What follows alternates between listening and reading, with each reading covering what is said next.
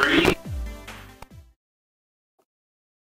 We'll call our meeting to order tonight. Renata, if you do the roll call, please. English. Here. Evans. Here. Ettinger. Here. McEvers. Here. Gookin. Miller. Here. If we would rise, we have Pastor Diego with us tonight to give our invocation.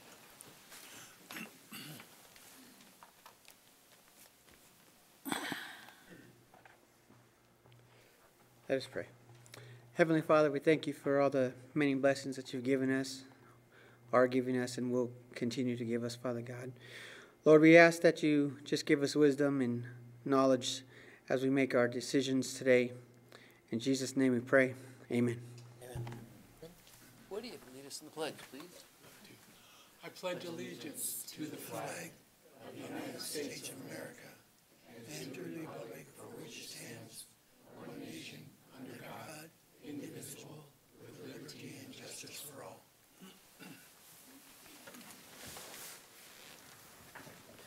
Just wanted to mention that Council Gookin is very under the weather tonight. It's very rare that he misses a meeting, so it's kind of not the same without him, and I hope that he gets well and is back with us soon.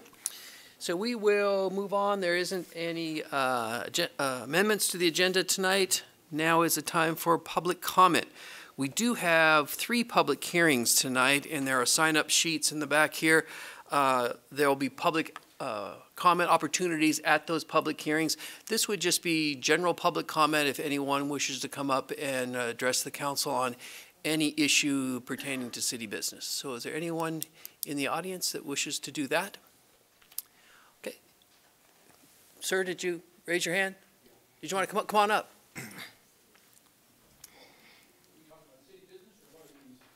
No, if you're going to comment on one of the public hearings, there'll be a comment time during that hearing.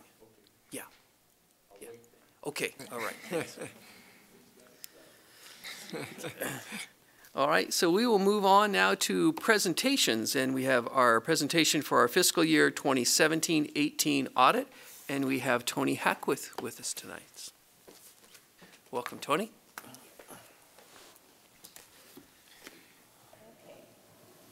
I believe you all had a chance to look over the PowerPoint I'm presenting tonight. I'll keep my comments brief. If you have questions during the presentation, please feel free to stop me. The first slide, I'd just like to go over and explain why you have an audit. One of the reasons is the state statutes require you to have an audit. And the primary purpose that they require that is so that you can be assured that the financial statements are materially stated, and also that they conform with GAAP and governmental GAAP. As a result of our audit procedures, we do issue 3 reports. One is the independent auditor's report over your financial statements as a whole. We've issued an unmodified opinion, which kind of sounds negative, but it actually is the best that you can have. It means that we were able to perform tests over your balance sheet accounts, assets, liabilities, revenues, and expenses, and that we can say that they are materially stated as a result of our audit procedures. The other is a report on internal control over your financial reporting and on compliance with laws and regulations. And these are not all laws and regulations, they just apply to your financial statements, so we make sure that you're in compliance with state and federal requirements, payroll and things like that. And again, we issued an unmodified opinion there. That means we had no findings, no significant deficiencies or material weaknesses that we noted as a result of our procedures.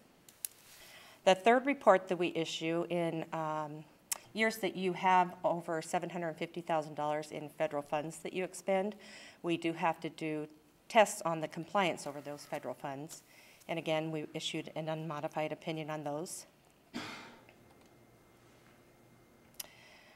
One thing that sometimes is misunderstood is an audit that we perform and the tests that we do over your internal controls is to make sure that you do have sound internal controls, and that and we test those to make sure that we're able to express an opinion, and there are our internal controls that exist and are over your financial reporting accurately. We do not test to make sure they're effective or express an opinion on your internal controls, that would be a separate audit that is a lot more intensive. But we do perform tests of your internal controls to make sure you do have them and that they're adequate for your financial reporting.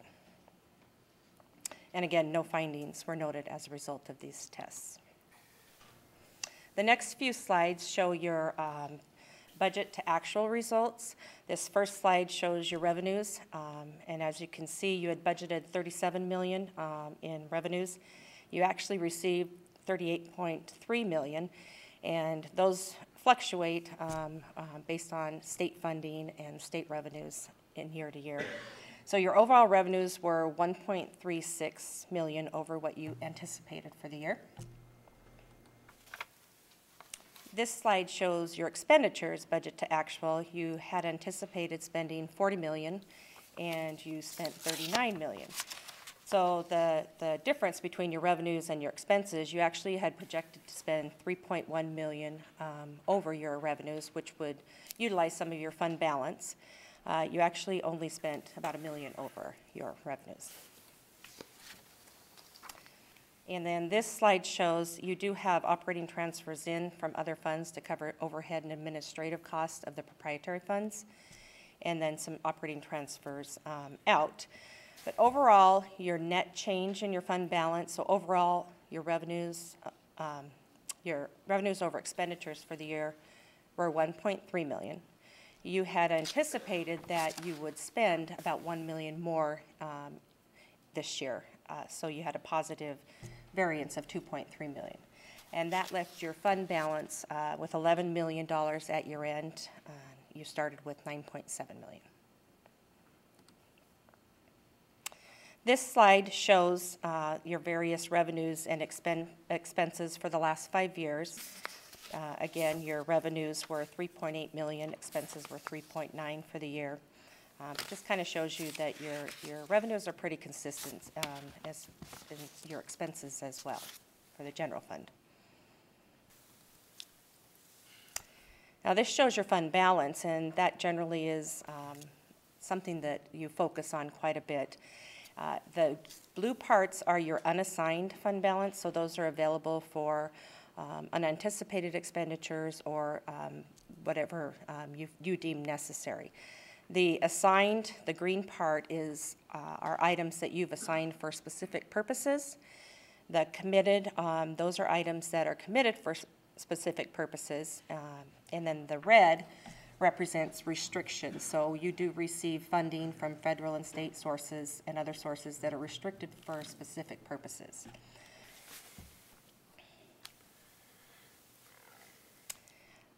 A lot of times people wonder, why is a fund balance important? And for governmental entities, when you're receiving property taxes, you receive those in big chunks 2 times of the year. So you need to fund or have funds available to cover your operating costs for those times in between that jump in revenue. Also, if you have unexpected spending or emergencies, you need to have a fund balance so that you can cover those.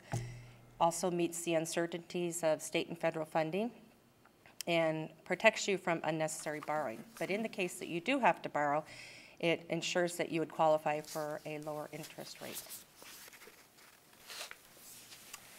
Another question is, how much is enough for fund balance and how much is too much? Well, the Government Finance Officers Association publishes 2 different benchmarks, and these are minimums for your general fund balance, and that's either 5 to 15% of your regular operating revenues or 1 to 2 months of your general fund operating expenses. And these are minimums. There is no benchmark for a maximum. It varies and fluctuates from government to government on your needs. This shows you your general fund unassigned fund balance as a percentage of your revenues, and again, 5 to 15% is the low benchmark. You've been in the range of 20 to 20% over the last 5 years. This next slide shows the number of days expenditures in your unassigned fund balance, and again, the low benchmark is 30 to 60 days, and again, you guys are at that, above that mark, which is good. Again, there's no high mark that they publish because it just depends on each government's needs.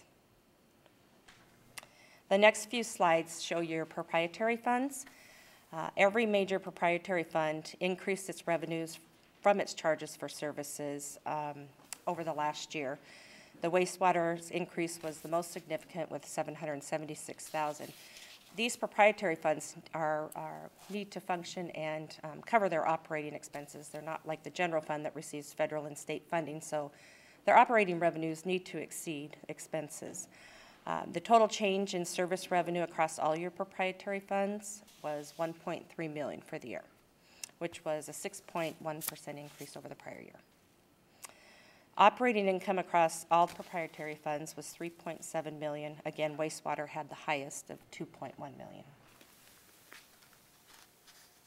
This graph shows your water fund, which is one of your major proprietary funds. And again, operating revenues should exceed your expenses. In years that they don't, you need to look at rate charges and things like that. You can see in 14, you were under as far as operating revenues, and 2018 now you're a bit above for your operating revenues. And this is your wastewater fund, showing your operating revenues and expenses over the last 5 years.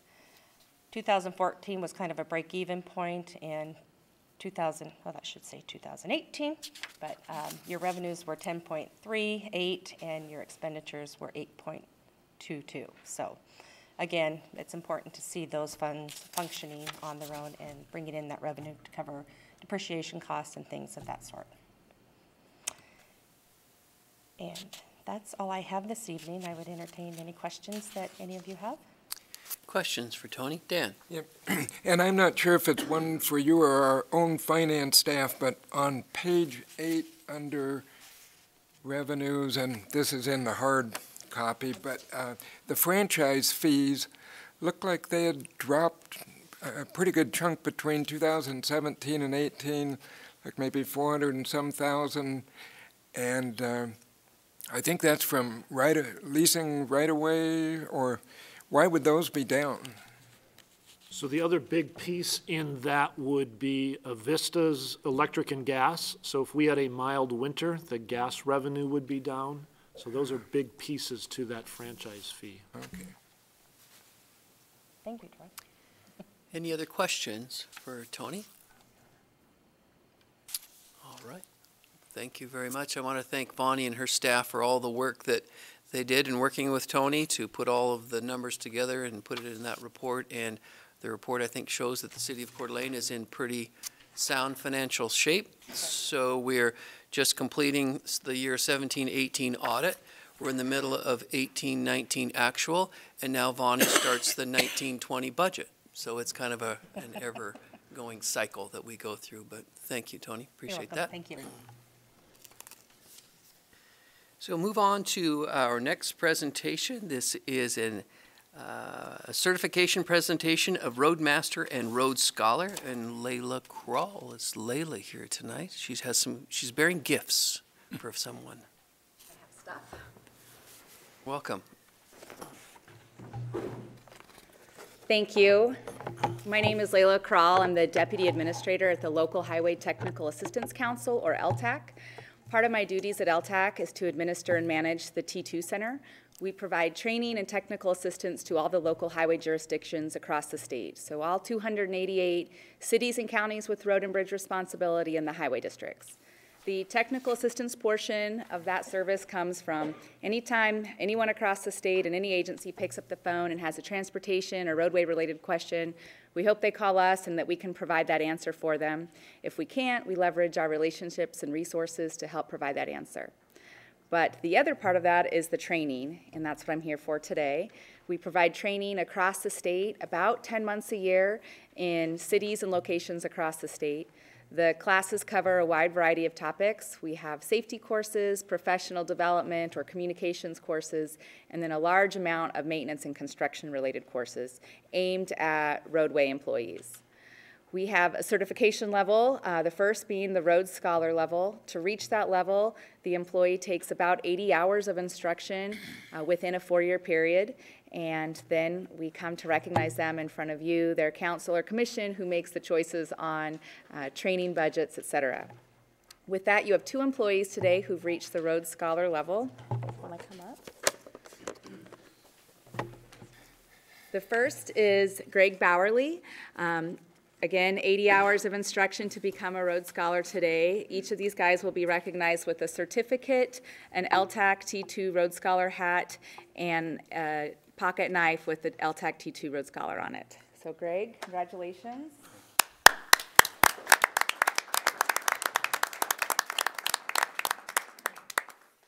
And Jack Reichart.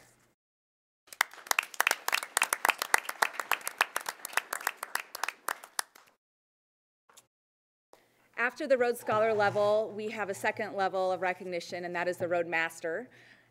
Again, about another 80 hours of instruction. So at this point, a total of approximately 160 hours of instruction. That's both classroom and field exercises. Much of the Roadmaster material or courses build on information and material they've learned that first go round through the Rhodes Scholar. And at the Roadmaster level, almost all of the classes have an exam that requires an 80% to pass that class. I like to make sure you guys know we don't want bodies in seats, just like you don't want to have your employees in training all day unless they're actually grabbing something from that class and bringing it back to you. So we find that 80% to be a good mark to make sure that information and education they've got is coming back to you at the city. At the Roadmaster level, the employees recognized again with their certificate and with a Carhartt jacket with the LTAC T2 Roadmaster on that. And Greg Bowerly today has also achieved his Roadmaster. All right.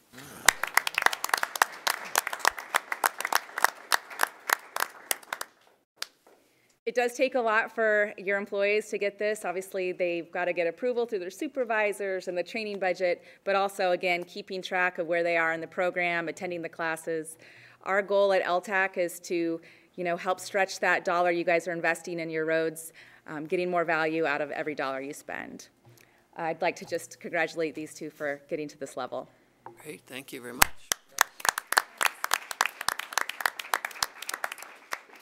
I'll be taking their picture. They'll be in the LTAC newsletter that is sent out to every local agency and anyone else who subscribes to our newsletter, recognizing them for achieving this accomplishment as members of the city staff. Great, thank you very much, appreciate it. Thank you for the time today. Yeah, thanks.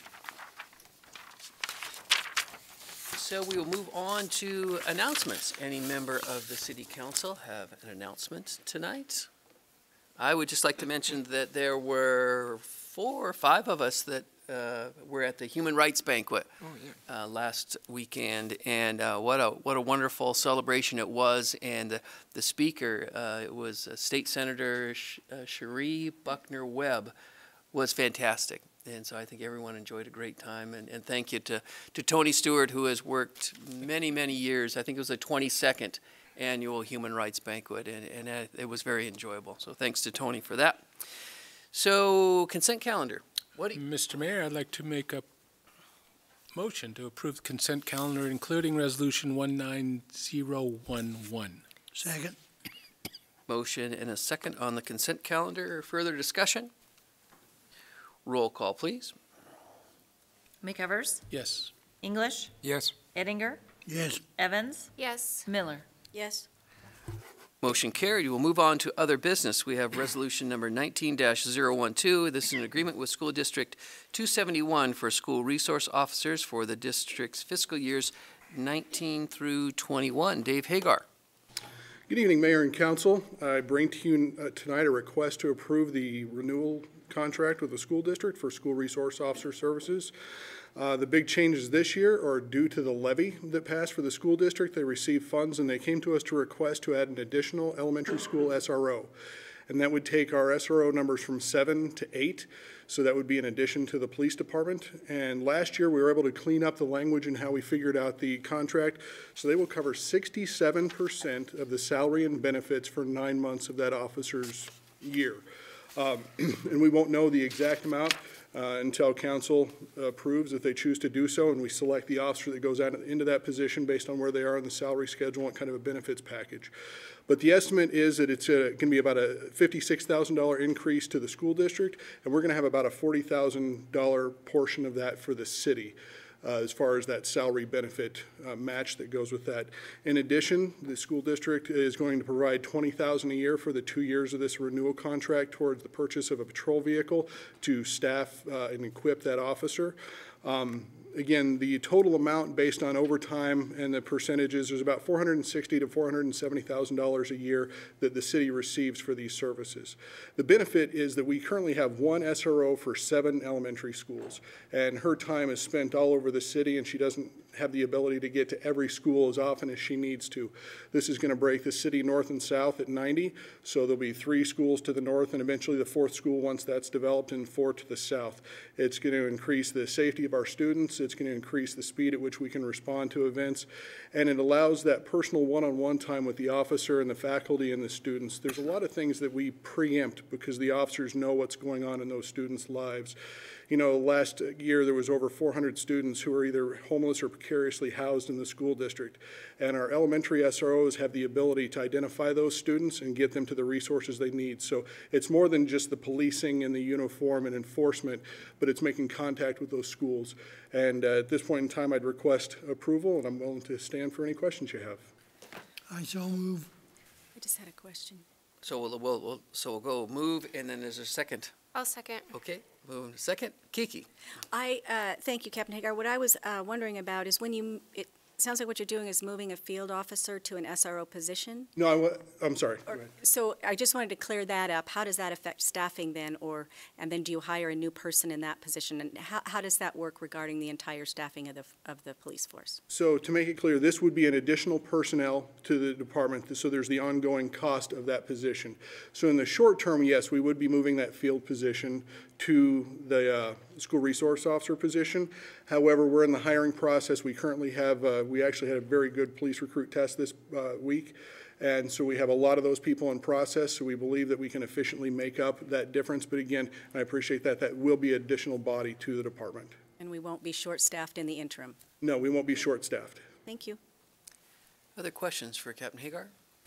Well, Yeah. I guess related to that, so is this something where you always take somebody who's an existing officer and move them in, or might you recruit for just this specialty, or? We usually take it, well, we always take an existing officer. They've had the training, they have experience with the city, they have the interaction with the community. We don't want to take a fresh officer because there's a lot of nuances when it comes to juvenile crimes and youth issues and family situations. So we want them to have all the contacts throughout the community. So generally speaking, this is anywhere from 2 to 5 years seniority is what we find that apply for this position. Any other questions? This is a great partnership with the city and the school district, and I want to thank the school district for adding another SRO officer. Safety is very important, and I think they recognize that, and we've got a great program Yes. going. So I want to thank you for that. Roll call, please, Renata. English, Yes. Ettinger, Yes. Evans, Yes. Miller, Yes. McEvers. Yes.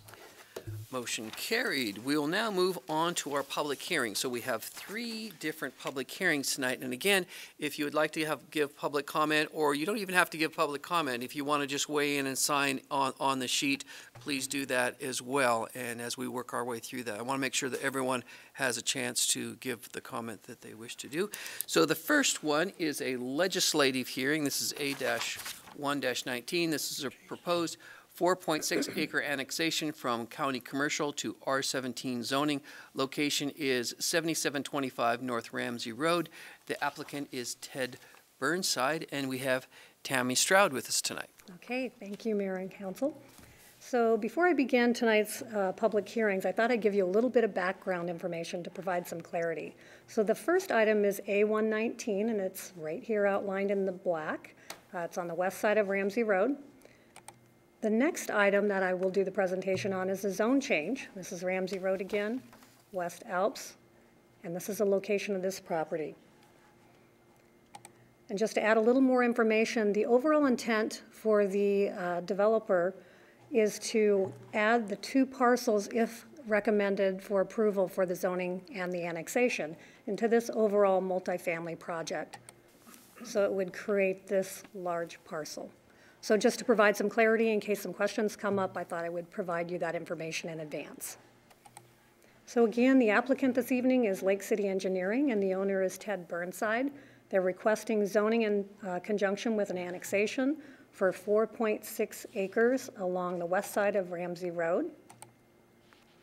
And this is the parcel outlined in the yellow. Prairie Avenue is located here, and Ramsey Road here. And this is another vicinity map that shows you a little closer up. This is Province 20 subdivision located here, which does abut this property. This annexation map was submitted by the engineer for this evening's presentation, and the proposed annexation is located here. This is an annexation history map, and as you can see in this area, we've had quite a few annexations in the last couple of years. I took a few site photos, and as you can see, we still have winter in these photos. This is a view looking west at the existing single family and the existing trees on the subject property. The single family is here, and a portion of the subject property looking northwest, and there are trees located on a portion of the site. This is a view of the portion of the subject property from Ramsey Road looking southeast at Province 20 development in the background. So this is another view of a portion of the subject property. This is looking west at the subject property that abuts the future multifamily project known as Bluegrass Lodge, and this is taken from Ramsey Road. So here's a portion of the site that would be, if approved, incorporated with this portion of the property. And this is the portion of the subject property looking north toward Prairie Avenue. So the R17 district is intended as a medium-high density residential district that permits a mix of housing types at a density not greater than 17 units per gross acre. And within the principal uses listed in the R17 zoning district, multifamily is one of them. As I mentioned, that may be incorporated into the overall project. So I'll go over all four of these findings in my presentation this evening.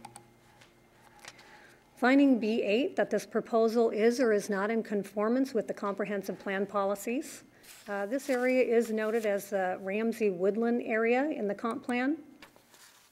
This is the area of the subject property in the green, which is noted as transition. And transition states these areas are where the character of the neighborhood is in transition and should be developed with care. The street network, the number of building lots, and general land uses are expected to change greatly within the planning period. And Ramsey Woodland today and tomorrow are noted in your staff report on page 5. And the characteristics of Ramsey Woodland neighborhoods will be overall density may approach 3 to 4 residential units per acre. Pockets of higher density housing and multifamily units are appropriate and compatible in these areas. And I have included some of the objectives listed on this slide in your staff report on page 6. Finding B9, that public facilities and utilities are or are not available and adequate for the proposed use. So I'll cover some of these staff comments briefly. They are on page 7 and page 8 in your staff report. So as far as stormwater, stormwater will be addressed at the time of development. Traffic, I'm going to get into a little bit more of the comments for traffic when I get to the character of the neighborhood. Streets, the subject site is currently undeveloped, and it does have frontage on the west side of Ramsey Road, and any necessary improvements to the site would be addressed during the development process. The subject property does fall within HLID, Hayden Lake Irrigation District, and so the Water Department did not have any comments for this. City's wastewater does presently have the wastewater system capacity and willingness to serve this, and the nearest public sanitary sewer is located within Ramsey Road right-of-way, which borders the easterly boundary of the subject property. And the fire department would address all concerns for the site during the building permit process. So finding B10, that the physical characteristics of the site make or do not make it suitable for the request at this time. As I mentioned, the 4.6 acre parcel is on the west side of Ramsey Road, and it's about 1/4 of a mile south of Prairie Avenue. It fronts Ramsey Road and is generally flat and has an existing single-family dwelling unit and an outbuilding on the portion of the site. The characteristics of the property are suitable for the request at this time. That the proposal would or would not affect the surrounding neighborhood in regard to traffic. There's an existing coffee stand which is in the C-17 zoning district to the north of the project, and a residential subdivision abutting the subject property, which is Province 20, directly to the south. As I mentioned, there is a multifamily project proposed on the abutting property directly to the north, and the surrounding properties consist of R8, R17, and C-17. The proposed annexation itself would not adversely affect the surrounding area with regard to traffic, as no traffic is generated from an annexation alone. However, assuming that R17 multifamily housing is constructed on the parcel, less than 50 vehicle trips could be expected from the site during peak hours.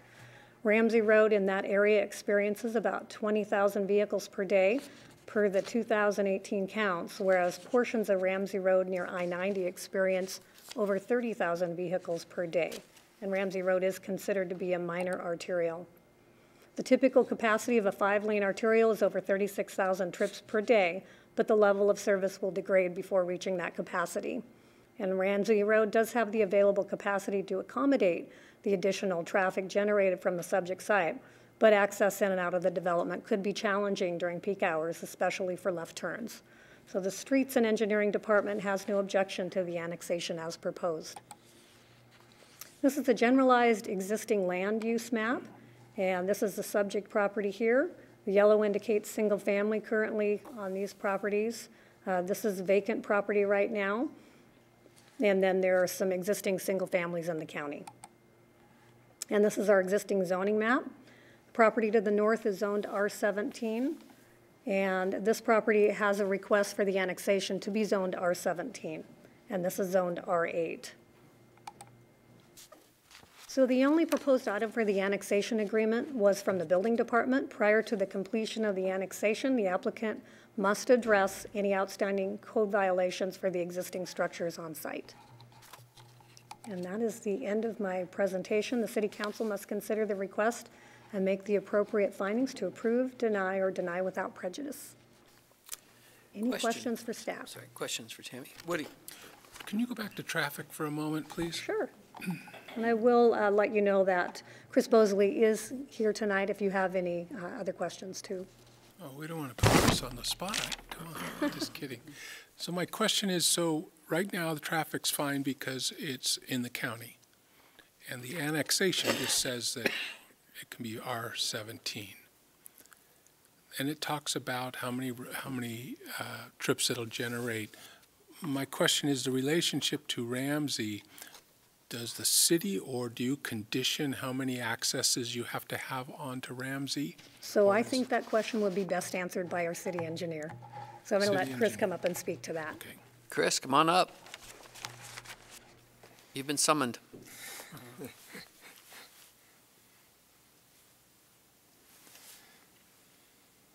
Did you catch that whole question, Chris? I didn't quite Go ahead. catch So what the... The way that's written, it says it should be able to handle the volume of R17 if you do multifamily. Right. So my question becomes is, do you have to tell them how many accesses they have to have onto Ramsey, or is that something they bring to you and you say yay or nay? That's something that they bring to us, but the fire department does have their requirements, and it's usually somewhere around 30 units that they require a second point of access just for emergency, but on something like this, we don't have a requirement for multiple points. So with no requirement, if you see something you want to do, you can bounce it and work it out with them? Or is it just whatever they want to do? Well, if we did have some concerns about something, like wanting to put in like a raised median or something like that, that could be a condition that we put on it. But with less than 50 trips per peak hour anticipated with a development like this, I mean, that's less than 1 a minute coming in and out of that subdivision. So the way I see it is it's mostly going to be an inconvenience on the people living there trying to get in and out rather than the people using Ramsey Road. Okay. Thank you. So there's, in an annexation, we don't have to put in any conditions to have at least 2 exits or 2 entrances. That's all covered in when you guys get into building. Correct, fire. right. And with this, like it shows in my statement here, I just had to assume what's going to happen because the annexation alone doesn't create any traffic. Okay. Thanks. Chris, before you leave, any other questions for Chris while he's here? I think you're good. Thanks. Any other questions for Tammy from council? Okay, Tammy, I think we're good there. I do want to ask, does any member of the council have any conflict to be disclosed on this issue? Okay, seeing no conflicts, we will give time for the applicant to make a presentation.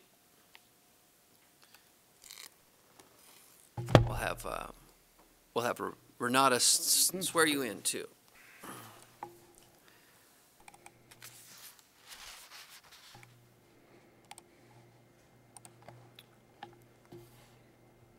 Do you swear that the testimony you are about to give will be the truth, the whole truth, and nothing but the truth, so help you God? I do. Thank you. Good evening, Mayor and Council.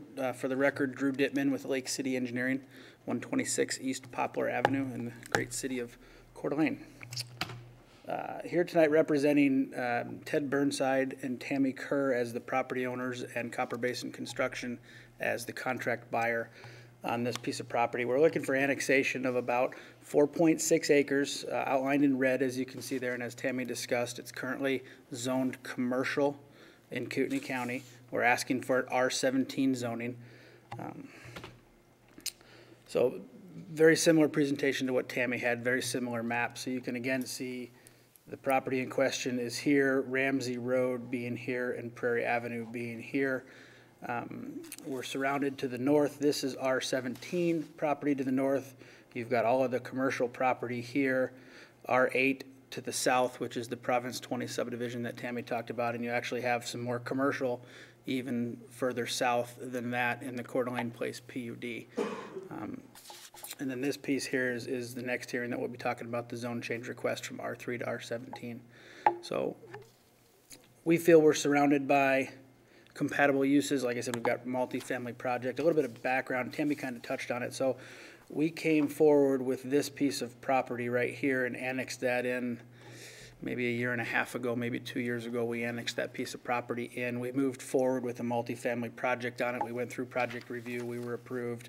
We're actually under design on that project when these two pieces of parcels kind of came up for sale, and we took the opportunity and jumped at it to try to make a bigger project, try to make a larger project, try to provide some connectivity so that this doesn't come in as piecemeal projects and give us the ability to make a bigger project, and kind of touch on Councilman McEver's comments about connectivity and multiple points of access. If we can pull this off and make this all one bigger project, we will have multiple points of access, helping alleviate some of those traffic concerns. I was going to go through the findings, but Tammy already did that. As you guys know, Idaho Code says that you got to have express standards for annexation. There's 4 of them there. Tammy really went through them. The comp plan, we've provided an analysis in the narrative that we submitted. Tammy kind of went through it, and I know there's a full analysis in your staff report. It's in the Ramsey Woodland district, which is an ever-changing district, as Tammy discussed. We do believe it's compatible with the comprehensive plan. Public facilities, Tammy discussed sewer, water, stormwater. Briefly, sewer, there is capacity. For sewer, we've been in contact with the wastewater department. They've issued statements that there is capacity. We've talked a little bit about traffic. Again, Ramsey's a minor arterial. Prairie is a major arterial. Both can handle high volumes of traffic. 36,000 cars a day on Ramsey. Currently, it's only at about 20,000 cars a day. So there is room in that street section as it's designed to handle additional traffic. Water will be provided by the Hayden Lake Irrigation District. This is outside of the city of Coeur d'Alene's water district. We've been in contact with them, and they do have the willingness and the capacity to serve the project. Physical characteristics of the site. You can kind of see here there's an existing single-family house and a couple of outbuildings on it, and then the tree farm that sits out front there. So it's flat. There's nothing that would prevent any kind of development. And then the final finding is would not adversely affect the surrounding neighborhood with regard to traffic, neighborhood character, and land uses. And we don't feel that it would. Again, we've got the multifamily project already approved to the north. You've got commercial all the way along Ramsey. You do have the R8 single-family project to the south. But again, Further south of that is more commercial property. So we do think it's a good fit. It's right next to, like I said, a major arterial and a minor arterial. That's where you want your heavier, more intense, higher density uses. We have been in touch with the school district. I know they wrote a letter and submitted a letter in. One of the issues that they were asking for was connectivity. As you know, the school district owns these 3 parcels right here. They've asked us if we would be willing to provide pedestrian paths for connectivity through there, and we've talked with them and agreed to do that. And I wanted to go on the record and say that we have had that conversation with them and have agreed to provide pedestrian paths to provide that connectivity to our best of our abilities. With that, I think I will stand for any questions that you have for me. Questions for Mr. Dittman? You mentioned the tree farm, and I realize that's not probably a direct relevance to it, but, you know, I live in Coeur d'Alene Place, drive by there all the time, and as I'm looking, I mean, that's some nice trees. Now, they look a little bit large for moving, but is there any hope How big is your do pickup something? truck? I don't know, to be honest with you. The trees would obviously have to go if we do develop the property. Some of them are rather large. I don't know what the ability to move some of them would be, but we can certainly look at that. Well, maybe somebody who sells Christmas trees could make use of them. So. Any other questions for Mr. Dittman? Woody? So I have a question. So this is going to put R17 up against these R8 homes, yeah? Have you guys kind of have a plan? We're not going to see this again if this goes through. Correct. So my question is, are you pondering the neighbors, the impact on the neighbors, and what you can do to be good neighbors? We have, and that issue came up at the planning and zoning meeting, and I'm sure that you're going to hear about it here in a little bit from some of the neighbors. You know, there are certain landscape buffers that are required that the planning department's going to make us accountable to. You know, the issue came up of 2-story versus 3-story at the Planning and Zoning Commission meeting. Now, your code does allow 3-story buildings. I believe your max height is 45 feet in that zone. However, it's currently zoned commercial in the county. We could build a 45-foot building there in the county as well. So that's really not changing the characteristics of the property going from the county commercial to the R17 from that standpoint. But we will meet buffer requirements with landscaping and fencing and so on. And again, there will be commercial property across the street and to the south of it too. So it's. So you're going to try and be good neighbors, so you don't think we have to put conditions on an annexation agreement? Push you in a corner or something, right? Thanks. Kiki?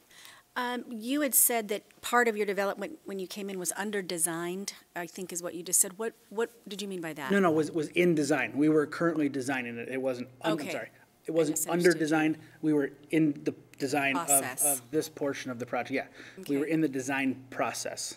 That's what I Okay, meant. thanks. And what were your thoughts about, why not R8? As I said, we own this piece of property here, and we have approved multifamily on it, and so we want to take the opportunity to make it part of a larger project, so that it can be somewhat of a large planned multifamily project. You know, you got 5 acres, and there's 6 acres here, so we're looking at almost 16 acres of it. Again, surrounded by larger major arterial streets. That's where you want your higher density uses, is next to your commercial nodes and next to your streets that can handle high volumes of traffic. It seems to be the appropriate spot for it. And you've got commercial all the way down the east side of Ramsey, and again, you have commercial in the Coeur d'Alene Place project to the south. Any other questions? Thank you. Thank you. Appreciate it. We will now open the public testimony portion of this, and I do have a few people on the list here, and we'll just go down the list. Tammy Coeur is in favor but does not wish to testify. Ted Burnside is in favor, does not wish to testify. Rosie Folk is opposed, does not wish to testify. We have Melissa Jessen. She is opposed and wishes to testify. Melissa, come on up.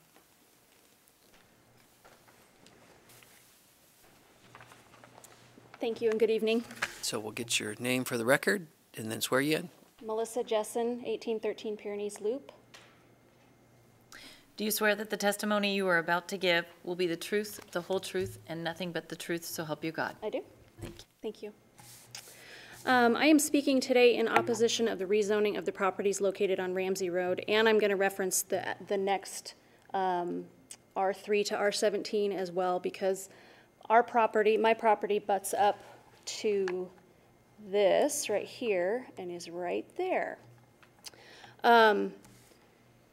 This zoning to R17 on both those lots will affect the homeowners of Province 20. Currently, this is a very, very quiet neighborhood with traffic limited to the people that live there. I have some, I'm against the requested zone changes for both lots to R17 for the following reasons. I understand the annexation. I am not against the annexation at all. I'm against both of the R17 zoning requests.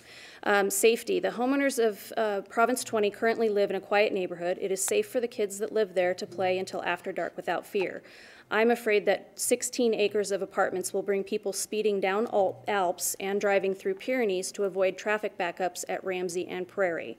This will impact the quality of living to this neighborhood. Apartment living encourages a transient lifestyle which results in vandalism, auto theft, drugs, property damage, property crime, and an increase in the chance of sexual predators living near schools and children.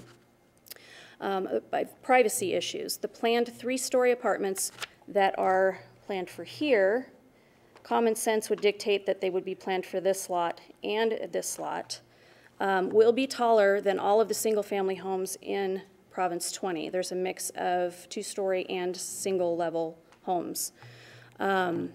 Adding the apartments will increase noise and light pollution in that area. I don't want people looking into my bedroom, bathroom, living room, and yard from an apartment balcony. I purchased my property because of the privacy I have now. Homeowners in Province 20 have an expectation of privacy, and building these apartments takes that privacy away. I know that the engineer spoke to traffic and street access. However, I will be speaking to this lot here and what's proposed for this.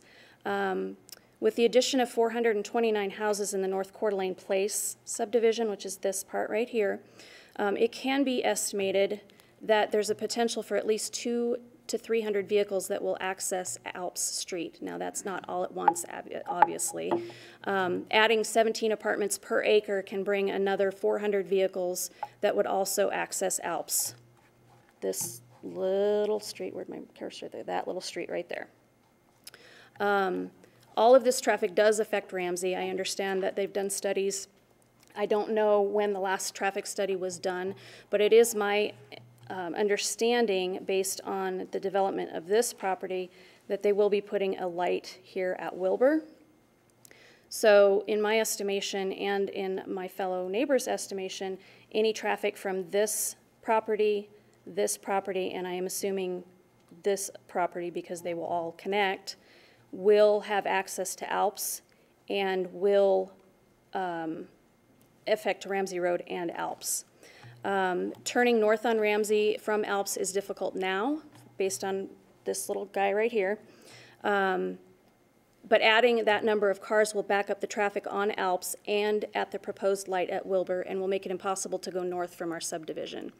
Other homeowners will agree this will make getting in and out of Province 20 nearly impossible. Proposed commercial buildings on Ramsey, this and this, will further congest this area. North Coeur d'Alene Place has already expanded, which you can't see in this, this picture, but Mosel from Corsalis to Prairie, which actually runs through this lot here, and will have access to Alps as well. So Mosel will have access, I'm assuming, now I don't know that for sure, but I am making that assumption that it will access Alps.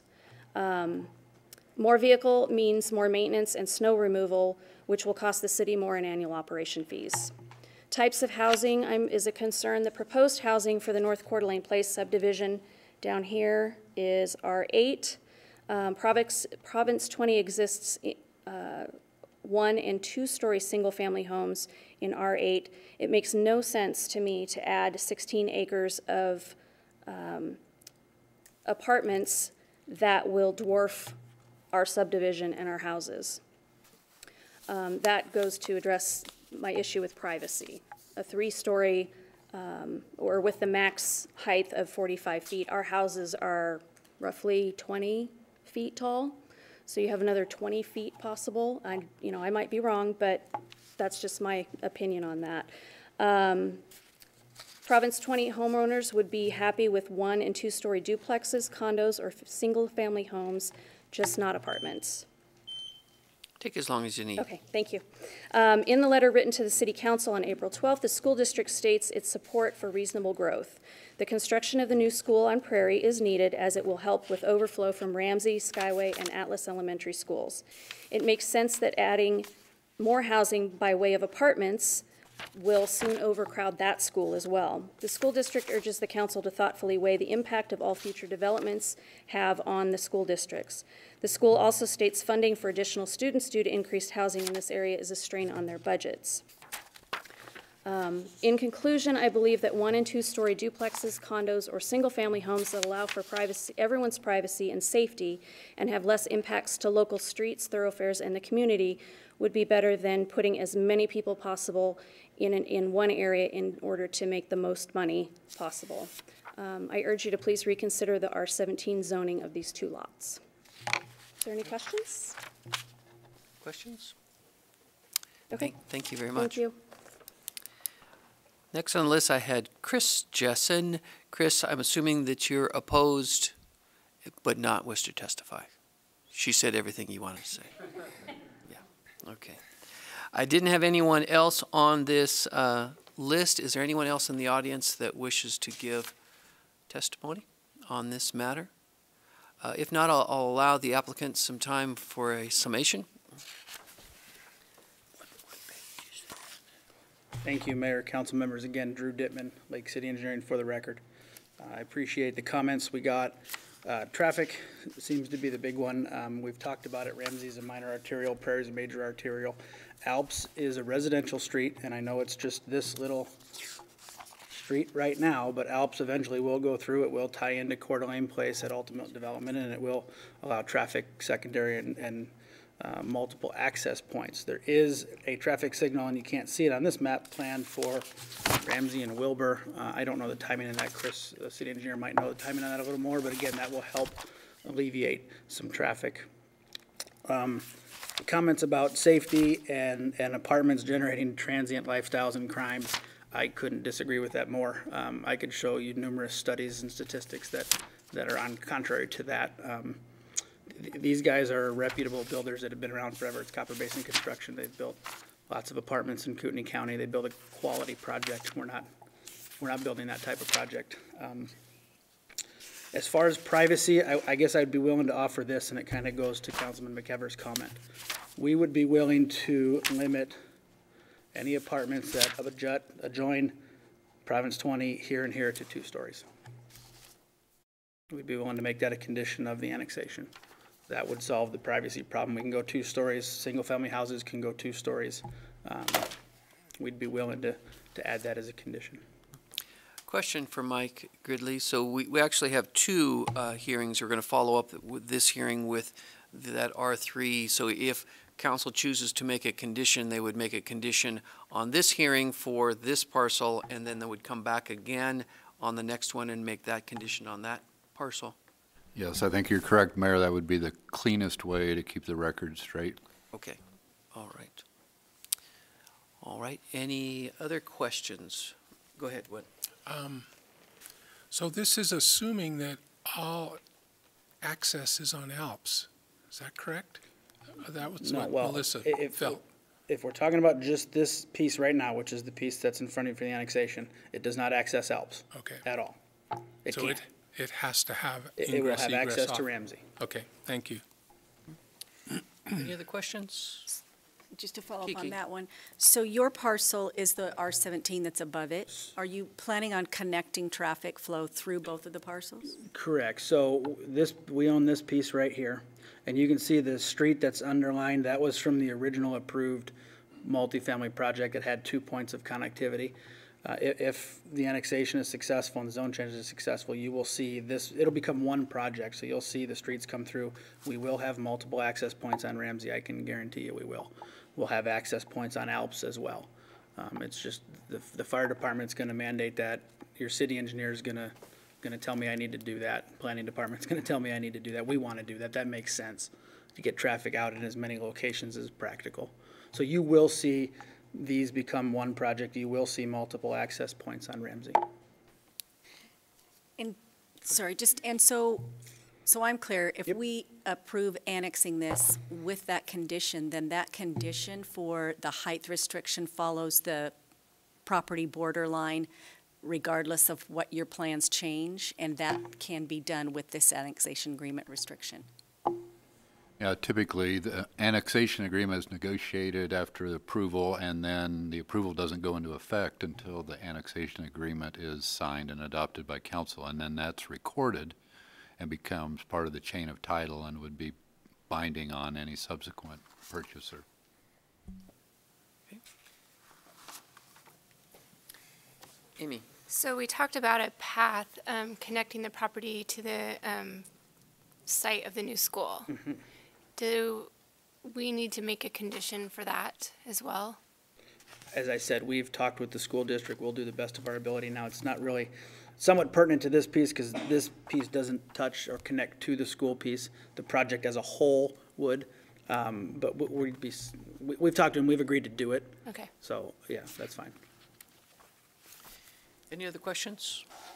If you want to make that a condition, you can, or suggest it for the annexation agreement, and we can negotiate it further and discuss it with the school district too. Vicky? I'm sorry, I had another one. So south of Alps Street, there is a big commercial Correct. corner. Then there's R8 there. And on the map I'm looking at, there's another zoning that R8 goes below. It's R8 on a big L shape around that C-17. So this is all R8 here, this is R8 here. Everything south of Alps is part of the Coeur d'Alene Place PUD.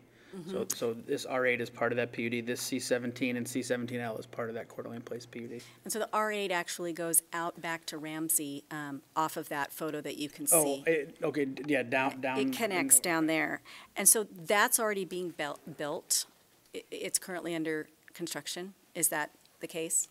I don't know what construction's in Coeur d'Alene Place, maybe I'm Chris sorry, Bosley somebody can I answer thought they that. had said it was already being built.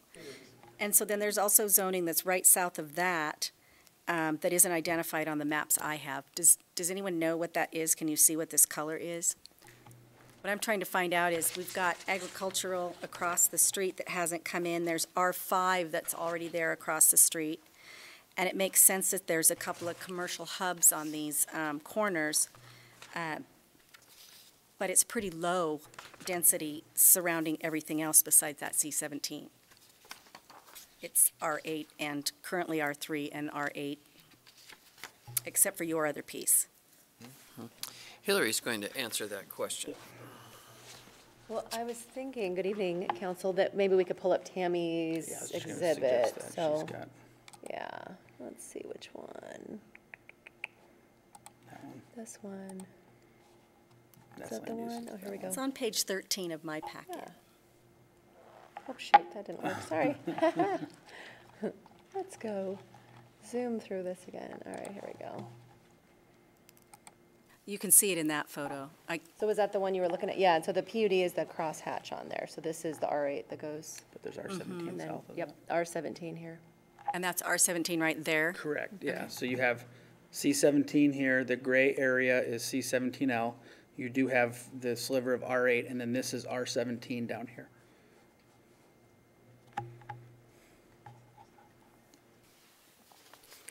Okay.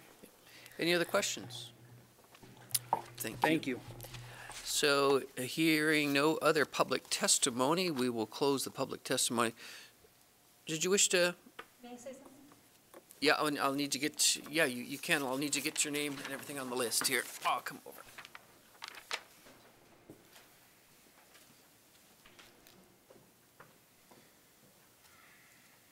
I think am I on there? I'm Rosie Fuller, but I chose not to speak, but I'd like to ask a question. Okay, I'm sorry, thank you.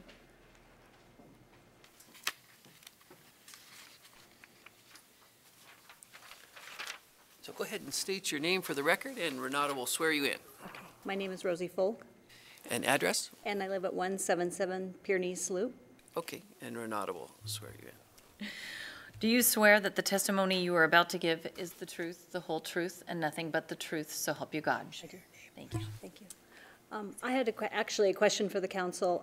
If you can request that they do a condition for the apartments to only be two-story behind the housing development, what is the setback that they are required? Can you make a special request that the setback be, I understanding it's 10 feet and 20 feet, which is really nothing if you have an apartment building backed up to your home. Can you make a special condition that they make the setback a little bit larger? Mike, that's a question. I think they can probably, I think you're going to say yes, they could. You could play lawyer again. Yeah. Yes, you can. I think it's something that can be negotiated with the developer too, depending on, I don't know what makes sense, whether, and I don't know what the setback is currently. Maybe planning could comment on that, but whether it's 10, 15, 17 and a half, 20, that's a buffering question. I can go ahead and answer that if you'd like. So the standard setbacks for multifamily, we have 20 on the front, so it would be along Ramsey Road, 10 on the side, the interior, and we have 20 on the rear. So the single families here would have a 25-foot setback for their rear yard, and then the 10 required for multifamily. Same thing for this one, 25-foot rear yard setback, and then 10 for multifamily. And 2 stories would be the same as a single family, right? 32 feet is the maximum height for a single family, and 45 feet. And that's would 2 be- stories? Yep. Okay. So you're getting 20 feet setback on the rear. Yes. 20 On foot. the rear, so what they're saying is behind the existing R8 there, that setback would be 10. 10 on the side. Yeah. For the multifamily project. But the existing single family has a 25-foot rear yard setback that was required when they got their permits. But, excuse me, but if it was annexed in at R8, and they could put still, R8, I think, or a lower zoning still would allow some multifamily, is that right? So R17 is the only zoning district, that will allow from R17 up to have multifamily. R5, R12 does not allow multifamily. So even R12, the setbacks would be the same as the single-family residences next door? That's correct. If they had a duplex or a single family, it would still be 20 on the front, 10 on one side, 5 on the other, and 25 on the rear yard. 25 on the year. Sorry, and then in the conversation earlier, I heard that there was going to be required buffer zones put in there. How would that work with a 10-foot setback? So the building structure would have to be set back from the property line. The buffer area could be right next to their property. In 10 feet? Mm-hmm. Yeah, required 10-foot, the 10-foot buffer is not required, but it's a 10-foot setback for the building structure. So the buffer would basically be I was just trying to envision what you could put in 10 feet that would be a buffer. So I don't know any examples Sometimes there's of a that. mixture of trees and vegetation. Oh, okay. Or a 5-foot high, 5-foot tall fence. Woody?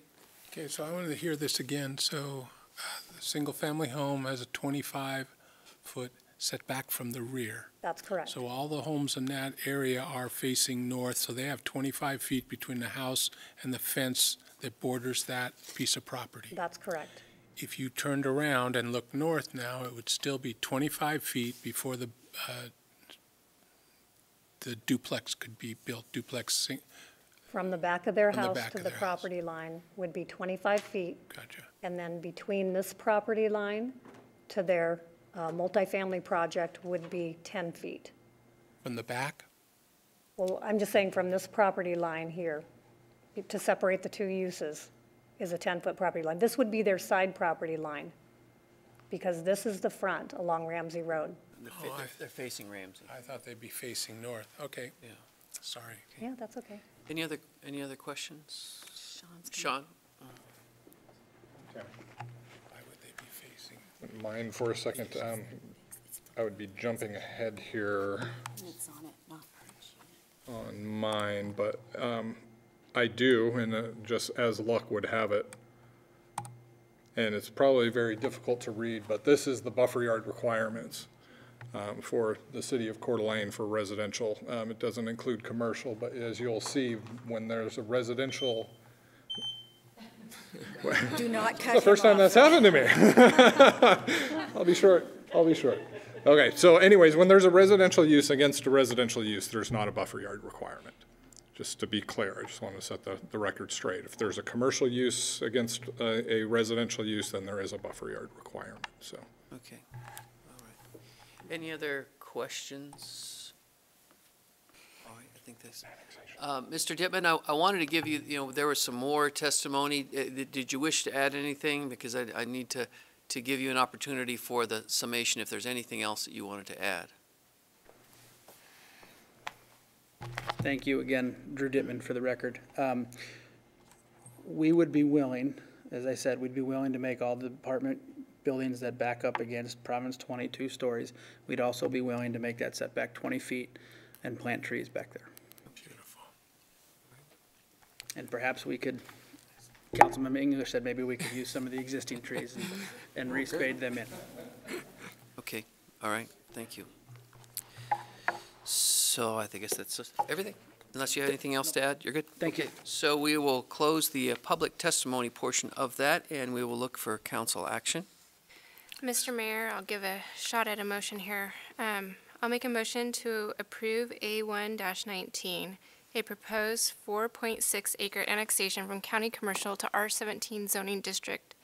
Location 7725 North Ramsey Road, applicant Ted Burnside, to direct staff to negotiate an annexation agreement and to develop the necessary findings and orders.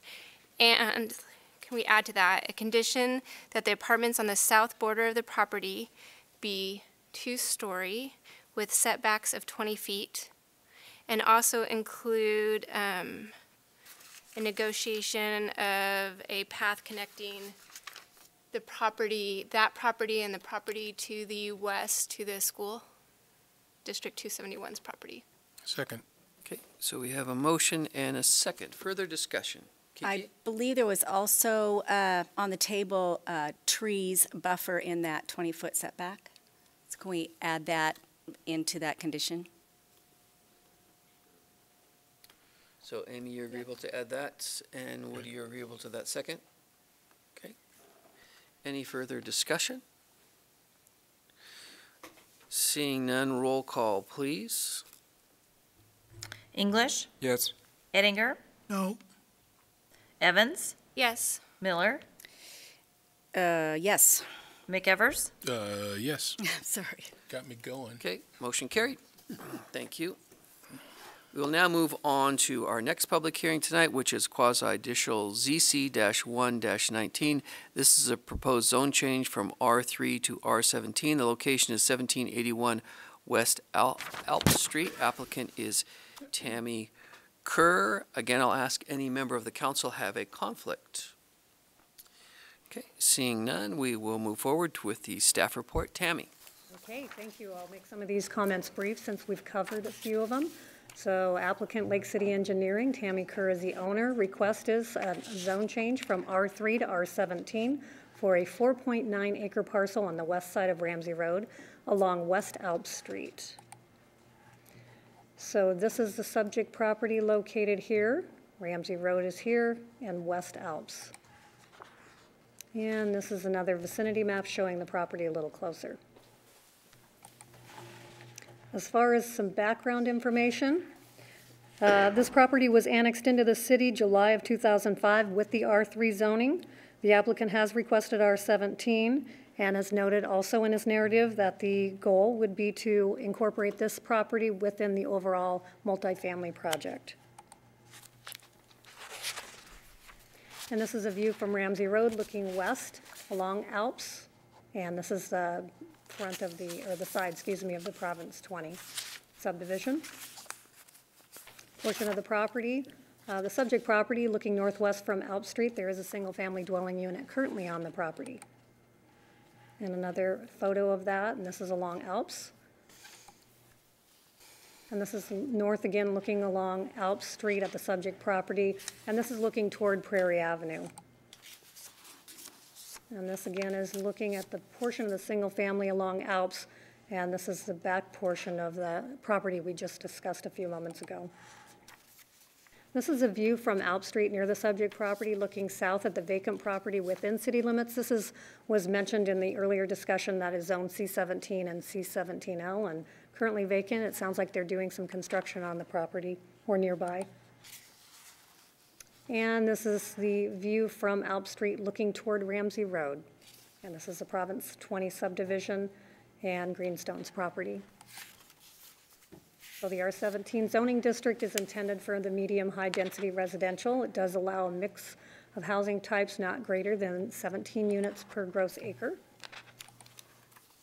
And the first finding is finding B8, that the proposal is or is not in conformance with the comprehensive plan policies. And this too is within the Ramsey Woodland area, noted as transition on our comprehensive plan. And Ramsey Woodland today and tomorrow are both noted in your staff report.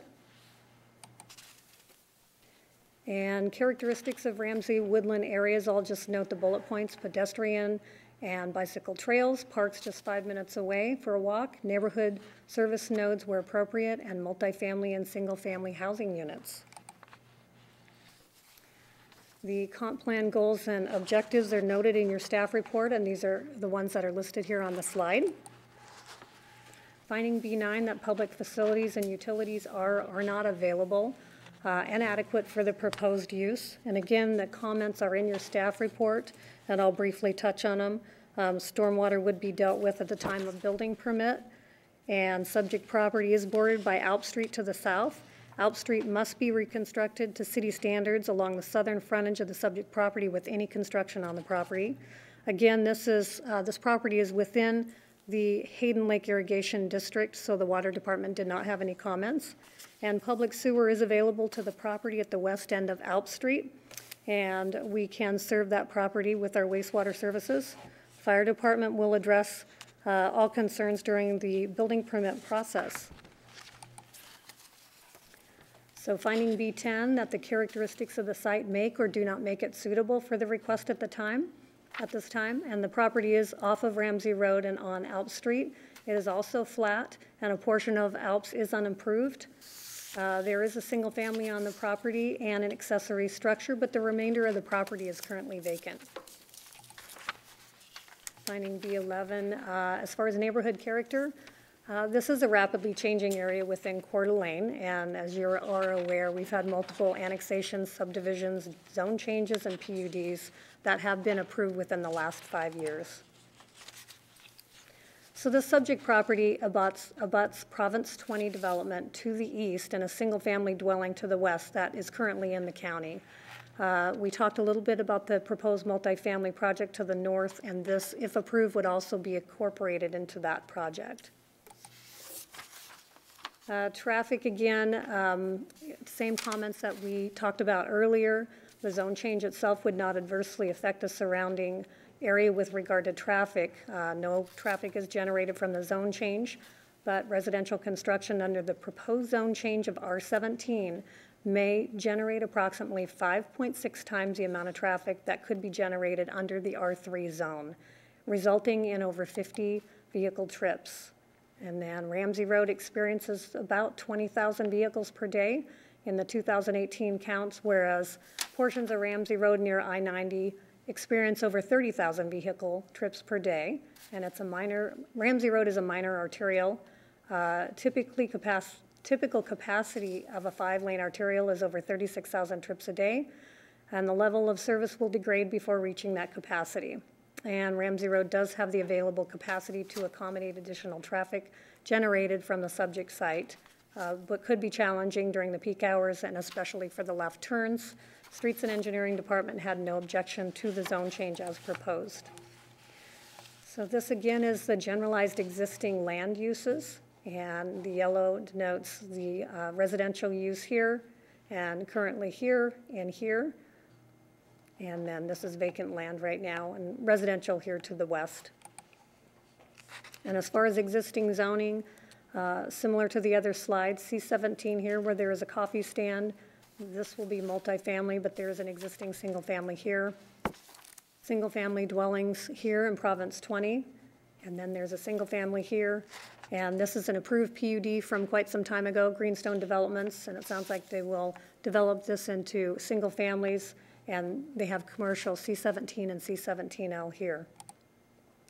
So the City Council must consider this request and make appropriate findings to approve, deny, or deny without prejudice. Any questions for staff? Questions for Tammy? No? Thank you. All right, thank you. Drew, are you up again? I am. All right. So we probably have to swear in again and go through the whole stuff. Yes, continue.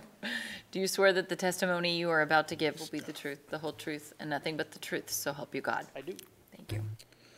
Thank you again, Mayor and council members. Drew Dittman, Lake City Engineering, for the record, 126 East Poplar in the city of Coeur d'Alene, representing Tammy Coeur, Ted Burnside, and Copper Basin Construction again on this piece. Pull up my slideshow here.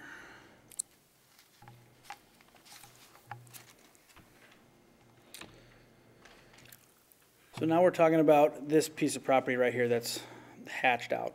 Currently zoned R3, we're asking for an R17 zoning designation. Again, the goal would be to combine it with the previously approved multifamily, the annexation, and make one larger planned project that would allow us to provide multiple access points, connectivity, so on and so forth. So the conditions and the findings that you need to make are very similar to the previous hearing. I won't go through those again because we talked about them previously, and Tammy just went through them in her staff report.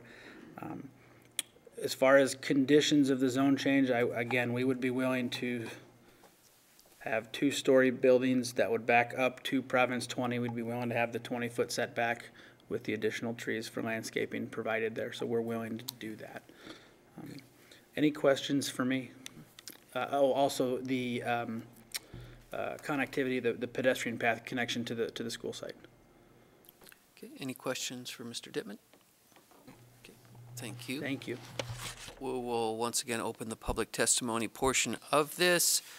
I have on the list Tammy Coeur is in favor, does not wish to testify. Ted Burnside is in favor, does not wish to testify. Rosie Folk is in opposition.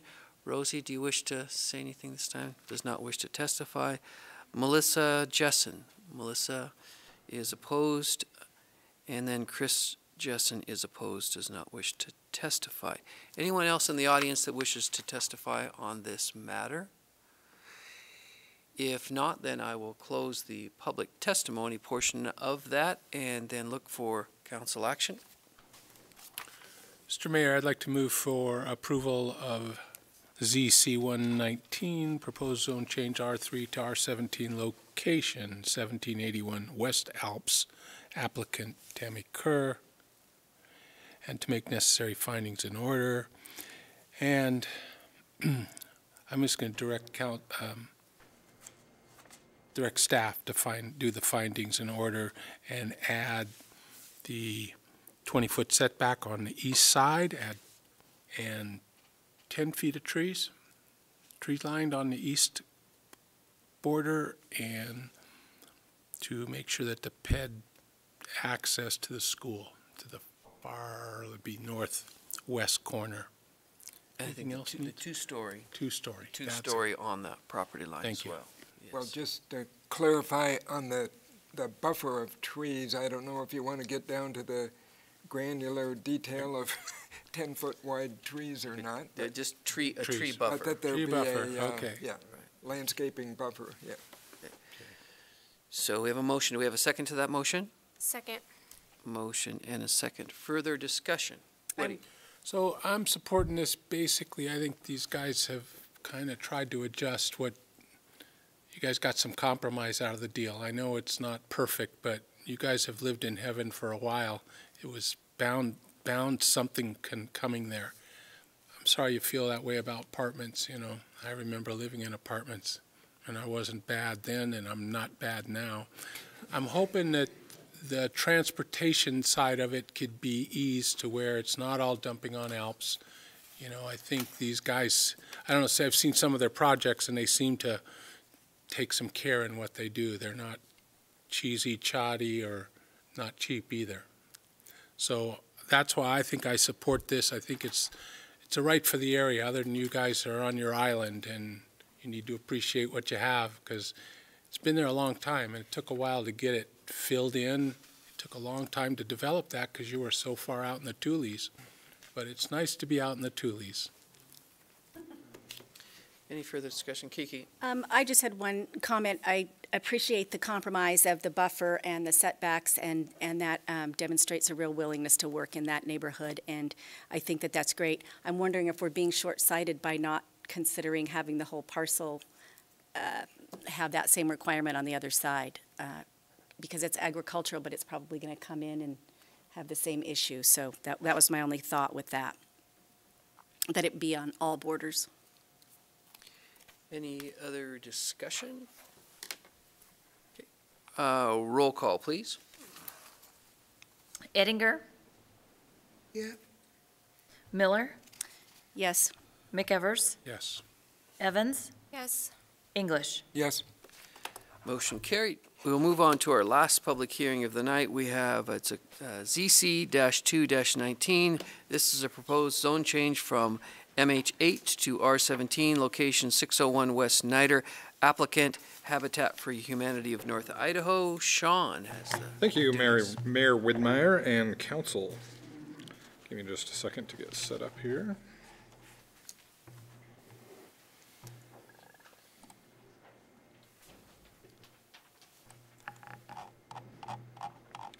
In the interest of everyone's time, I'll try and keep this short and sweet and get the items that we need to into the record for the record.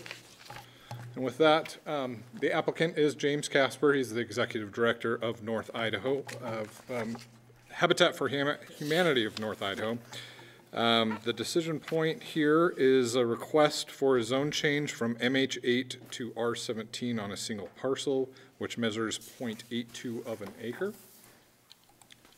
And the location is north of Niter. It is also abuts Fruitland as well as Howard on a very small portion of it. It is an odd-sized parcel, as you will see in just a moment. Planning Commission did hold a regularly scheduled meeting on March 12th and recommended approval by a 3-0 vote.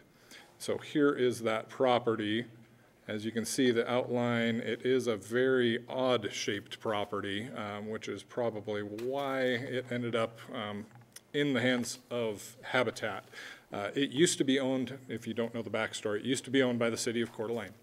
And it was owned by the water utility. They had done some drilling there to try and put an additional well for the citizens of Coeur d'Alene. However, it was not a good site and didn't produce the well water that was needed, and thus it was surplused and ended up. Oh, thank you. And ended up in the hands of Habitat.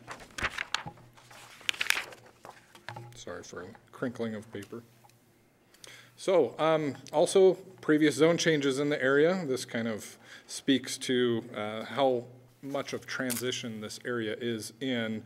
As you can see, all the way back to 1984, there has been numerous zone change requests. Every one of them has been approved in that area. Okay, so MH8 is a district, and this is what it is currently zoned, that it's intended as a moderate density residential district for mobile homes, 8 units per gross acre, whereas the proposed R17 is a medium to high density residential district that permits 17 units per gross acre. This is a list of what the uses by right are in each one of those districts, as well as, I think I may have missed a little bit, but that's okay. I came up with a matrix here to signify what the difference is for the request. So in an MH8, the biggest difference between MH8 and R17 is the maximum height. So if it's a A mobile home, maximum height is 19 feet. If it's multifamily, the maximum height is 45 feet, as alluded to in the prior hearing. But also, if a single-family dwelling unit is placed inside of a mobile home district, you are allowed to reach a total of 32 foot in height. A single-family dwelling unit in R17 does max out at 32 feet as well. Garages are the same in both districts. Setbacks are pretty similar. MH8 has a 20-foot front, 5 and 10, and a 10 on a street side and a 15-foot rear, whereas a single-family dwelling unit is all the same except for the rear is 25. So there's an additional rear yard setback there. Sean, I think Woody has a question. That's interesting to look at it that way. So there is no two-story mobile home? No, there is not. And when you do front side, which way is the front? Front is always on the frontage or the street frontage that it is. Okay. And so if it's on a corner and there's no other structures on the site, they can choose which one is their frontage. Okay. The other one becomes a street side yard. Okay, so the tongue of the trailer on a mobile isn't necessarily the front? No, it's not. And Okay. I've worked in places where the front door had to face the frontage, which makes it very difficult for some mobile home situations because they're usually on the side. Okay. So Coeur d'Alene doesn't have that code. That's nice. Thanks for doing that. You're welcome. So ultimately, it comes down to density and height for this zone change request. And as you can see, a mobile home park, which is the MHP here, which does require a special use permit, can increase the density to where you only need 3,150 square feet per unit, whereas a multifamily dwelling unit or a large apartment building, you can get down to 2,500 square feet per dwelling unit. So the difference between those two isn't huge, but what it comes down to is the really odd shape of this lot would prevent the theoretical density that would be allowed because of all the setbacks. You end up with a really tiny building envelope that doesn't work well for a mobile home park. And so the request is to allow R17 and basically push that density into that building envelope and allow for a 45-foot height to get the density that's needed. So, Sean, along that line, they cannot build anything smaller than 2,500 square feet. Is that what I read on that? No, that's how much land you need per unit. So Okay, 2,500 so it can't be any square smaller than that. No, well, to get any less than that, you would need an R34 special use permit on top of that, which would drop it down to 1,500 square feet per unit. And that goes to R34. Okay. Right. So that's how we would determine the density that's allowed on the site. And a lot of this is theoretical too, like the size of it, can you provide enough parking on it, you know, what the setbacks are, your limitation with height. So some of those things do get in the way of that overall density that would normally be allowed if you just pull out a calculator and do the calcs. All right, so there are 4 findings for a zone change request. And finding B88 is that this proposal is or is not in conformance with the comprehensive plan. So the subject property is within the city limits and it falls within the Fruitland area. This black outlined is the Fruitland area. It is within the transition area, as Tammy is similar to the Tammy request that we had just heard. Fruitland is generally known as an area bordered by commercial along US 95. It goes on to say that the Fruitland area is home to diverse land uses, and it is in transition. There's a number of zone changes that's been presented over time in the area, and the topography is generally flat, so there is nothing in the way of, there's no extreme slopes or things of that nature that would prevent development. So Fruitland tomorrow, this is the comprehensive plan language that looks out into the future, out to 2027. Generally, this area is envisioned as a commercial corridor with adjacent multifamily uses and will maintain a mix of housing types that currently exist. And the characteristics of those neighborhoods, I've underlined the important ones, is that single and multifamily housing should be located adjacent to compatible uses, and uses that strengthen neighborhoods are encouraged. I've also listed out what the plan objectives are there from 1.12 all the way through 2, 3, as well as 4 for city services. They are in your staff report if you need them. Also, finding B9 is that the public facilities and utilities are or are not available and adequate for the proposed use. So city staff weighed in. All of the departments have identified that public facilities are available to the site and there's existing capacity to serve the site. Finding B10 is that the physical characteristics of the site do or do not make it suitable for the request at this time. It is flat.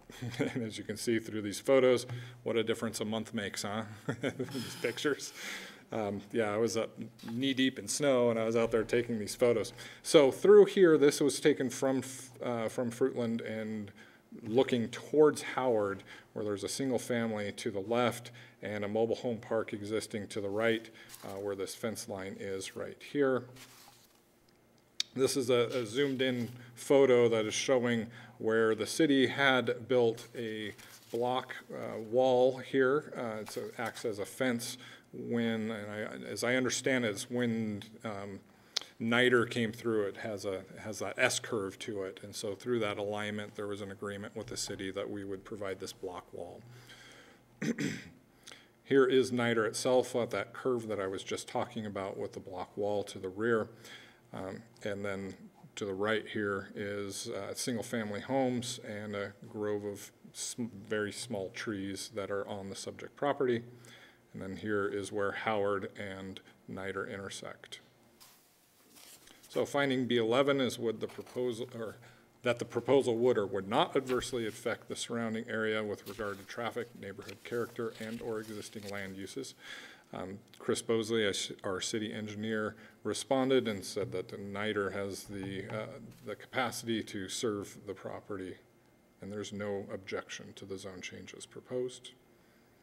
So neighborhood character, there's a number of MH8 uses that are nearby. There's a number of R12 pocket housing, as well as R17. There's a PUD to the south that houses the Kathy Reed House and the Lynn Peterson facilities.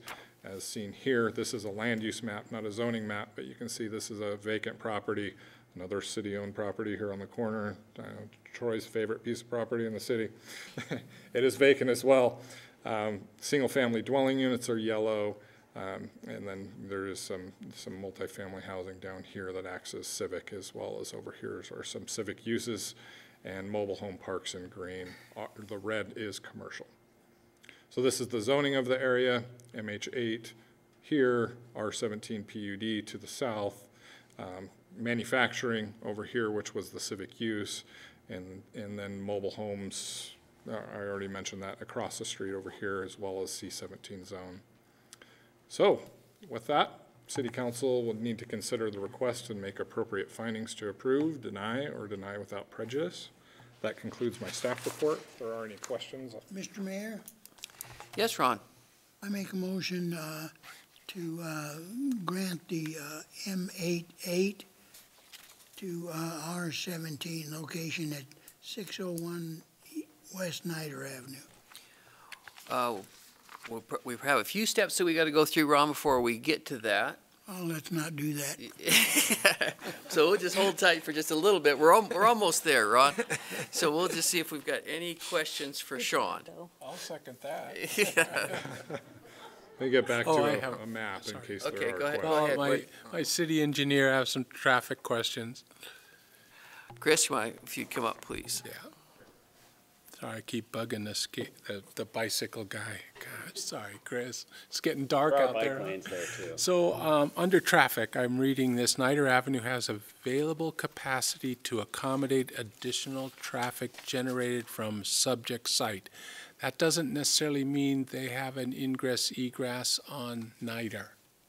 Yes? No? Well, they don't have well, I guess they could come out onto Fruitland possibly with this. Okay, so they can't access NITR. No, they could. I mean, most of their frontage is along NITR. Okay. And I don't see a problem with that, with having a driveway approach out onto NITR. Okay, what about Howard? Is it wide enough for an approach there, or is that too close to the corner? Yeah, that's too close to the corner to put it right there. But most likely... Cause some turn conflicts there. Gotcha. Yep. Most likely Fruitland, for sure, and possibly Niter, depending on their design. Correct. Okay, thank you. Thank you. Any other questions for staff? Before we open the public testimony, I will ask the conflict of interest question. Does any council member have a conflict of interest that should be disclosed in this issue? Okay, seeing none, we will open the public testimony portion of this. James Casper is the applicant, and we'll give James an opportunity here.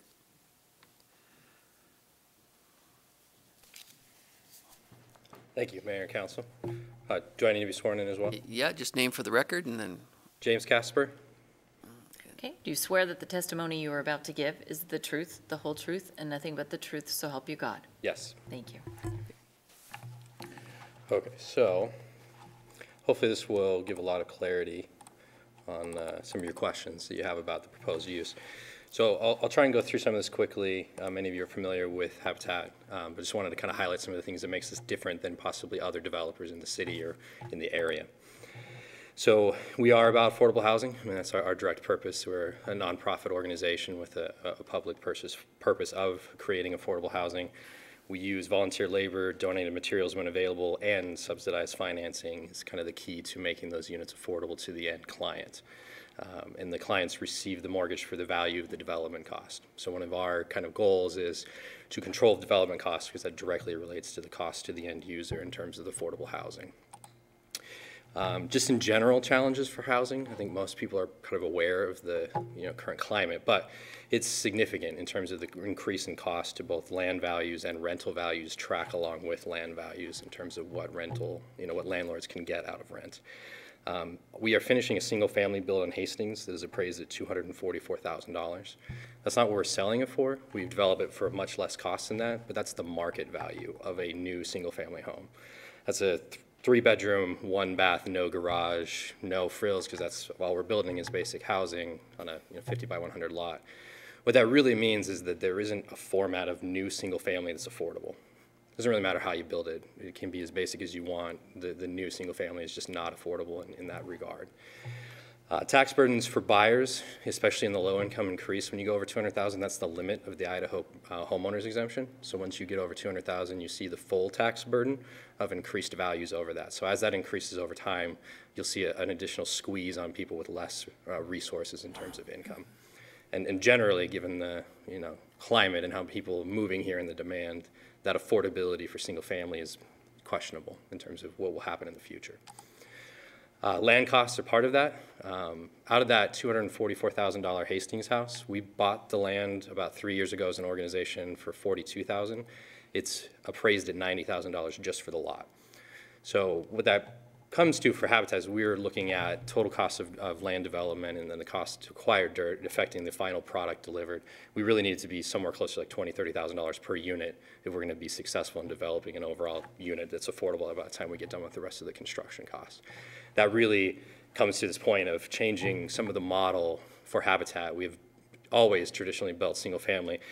Other habitats around the country in different areas, as things have changed for them over time, have moved to multifamily as needed in their area. I think it's maybe doesn't seem as necessary in our area, but it's already there. Really the land costs and the other affordability metrics point to that we need to develop a multifamily for what we're doing in order to split land costs and increase number of units produced.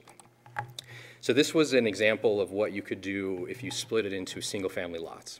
So single family gets rough because you need this frontage. This is 50 feet of frontage added for each of these units in Niter. The shape of the lot's wonky, but you could theoretically get 3 single family units created on this piece of property if you were to subdivide it and then develop them as single family. What you really get is a much more efficient use of space and ability to create more units in terms of affordability and effectiveness out of making a multifamily. That's really the thing about R17. Currently, the code doesn't allow multifamily except in R17.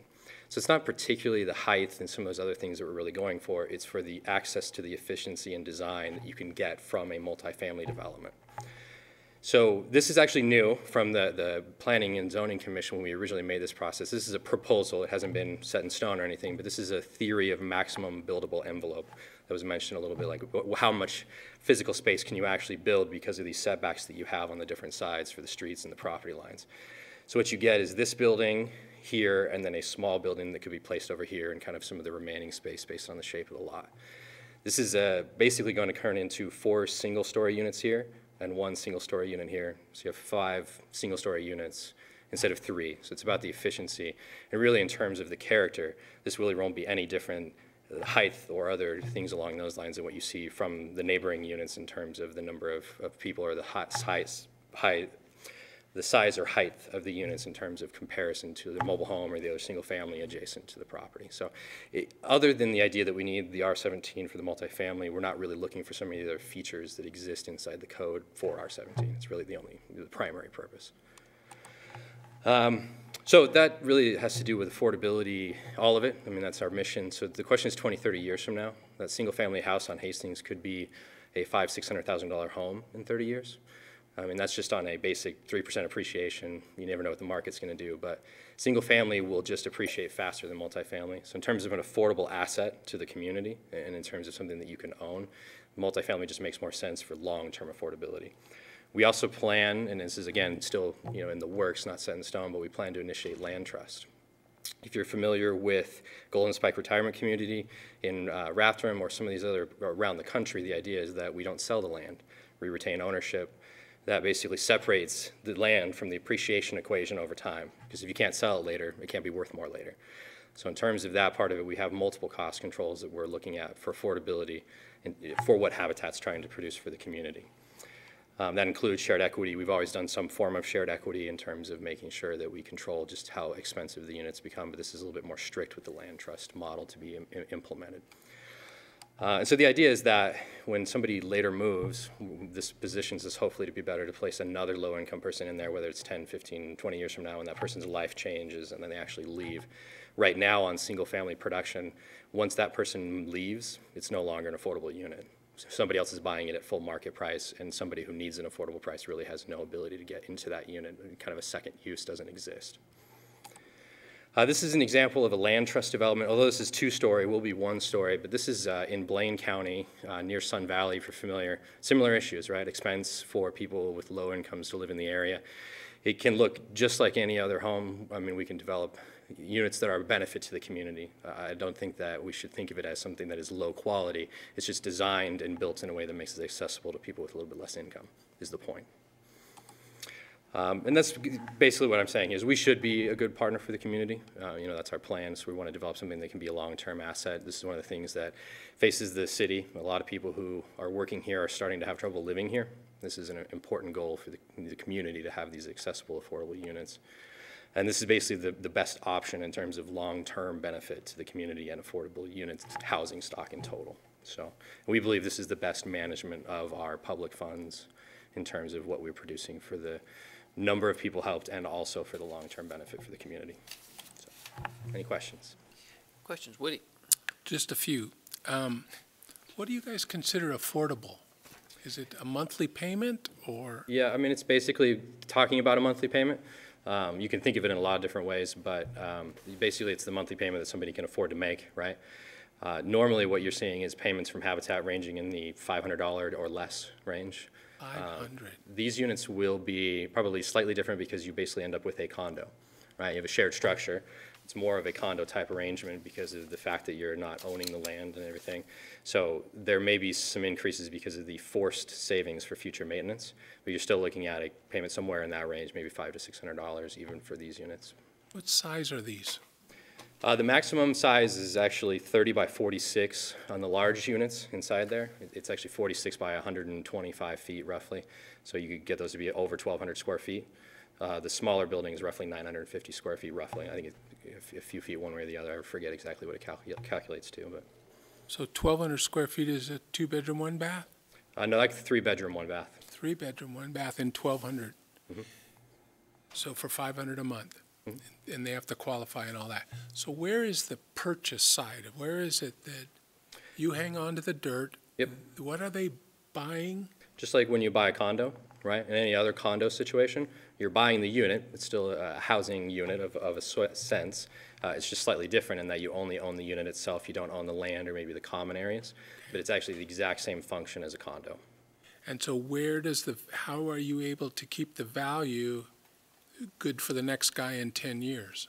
So it starts with the initial cost, to develop the unit, and then the control of the increase in value over time. So because the land can't go up in value because the person doesn't have access to sell the land, then the next time around, all you're seeing is the appreciation on the unit itself. We also have, because we're giving such a big benefit to create that low payment, we do what is referred to as equity sharing. There's different versions of that. We've classically used a second mortgage, which is basically the extra value, the market value, so that you don't have access to that free kind of equity because we're selling it to you below market. There's also some equity sharing limits that basically your value in the unit is capped. Say 3% per year is the maximum that you would be allowed to have access to for the equity. And the idea is to split the benefit, right? I mean, the person is buying something, we want them to be able to generate family wealth, generational wealth, but also to be able to say what's an affordable asset for the community 20, 30 years from now. And capping that as something like an adjustment like 3% still lets them gain personal wealth, but makes it so that we can try and keep it as an affordable unit for the community much longer. Currently, you're seeing, depending on market, 10% a year, 15% a year. In hot markets right now, who knows how valuable it is because there's no houses available and the demand drives the price extremely high in terms of what happens with those units. So. And that drawing you showed us is pretty much the max that you can get in there. Correct, that's a theoretical maximum, yeah, right. I think that's really cool. I encourage you guys to keep going. It's got to feel good on your side, huh? Well, there's a lot of challenges and unknowns, but I mean, we're happy that this is something that is materializing. And basically, you have 2 more people getting help, you know, in terms of the use of the space compared to the other single-family division that would have only allowed 3. So, I mean, that's something we believe is necessary and important. Any chance of Jimmy Carter coming by and pounding a few nails? He might. That'd be cool, about wouldn't it? 4 months ago, he was in Canada on a habitat project. He doesn't quite give up on anything, I don't believe. That'd be cool. So. We'd get his autograph. Yeah. Any other questions for James? All right, thank you very much. A couple more on our list here, Ron, and then we'll. Sorry, Mr. Council Manager, did you have a question? I think he's good. Okay, all right. Yeah, I think He's good. trying again to make a motion. Yeah, so on our list of people to testify, we have Bob Shaw. Bob, do you wish to testify? Come on up. Bob's been here all night. Yeah. Swear in or not? Yeah, so Bob, just give your name for the record, Okay, and then we'll swear Bob you in. Shaw, I'm from Hayden. Hey, Bob? Yeah. Do you swear that the testimony you are about to give is the truth, the whole truth, and nothing but the truth, so help you God? Absolutely, yes. Thank you for hearing me. I was in favor of the project. The only concern I have is that I have the mobile home park next door, and I have the back end of my people's units where most of their sleeping is, and when they come in off of Fruitland, that's going to be a road right along that fence. If I could get this picked out somehow to show that. Sean, maybe you could pull that picture up again.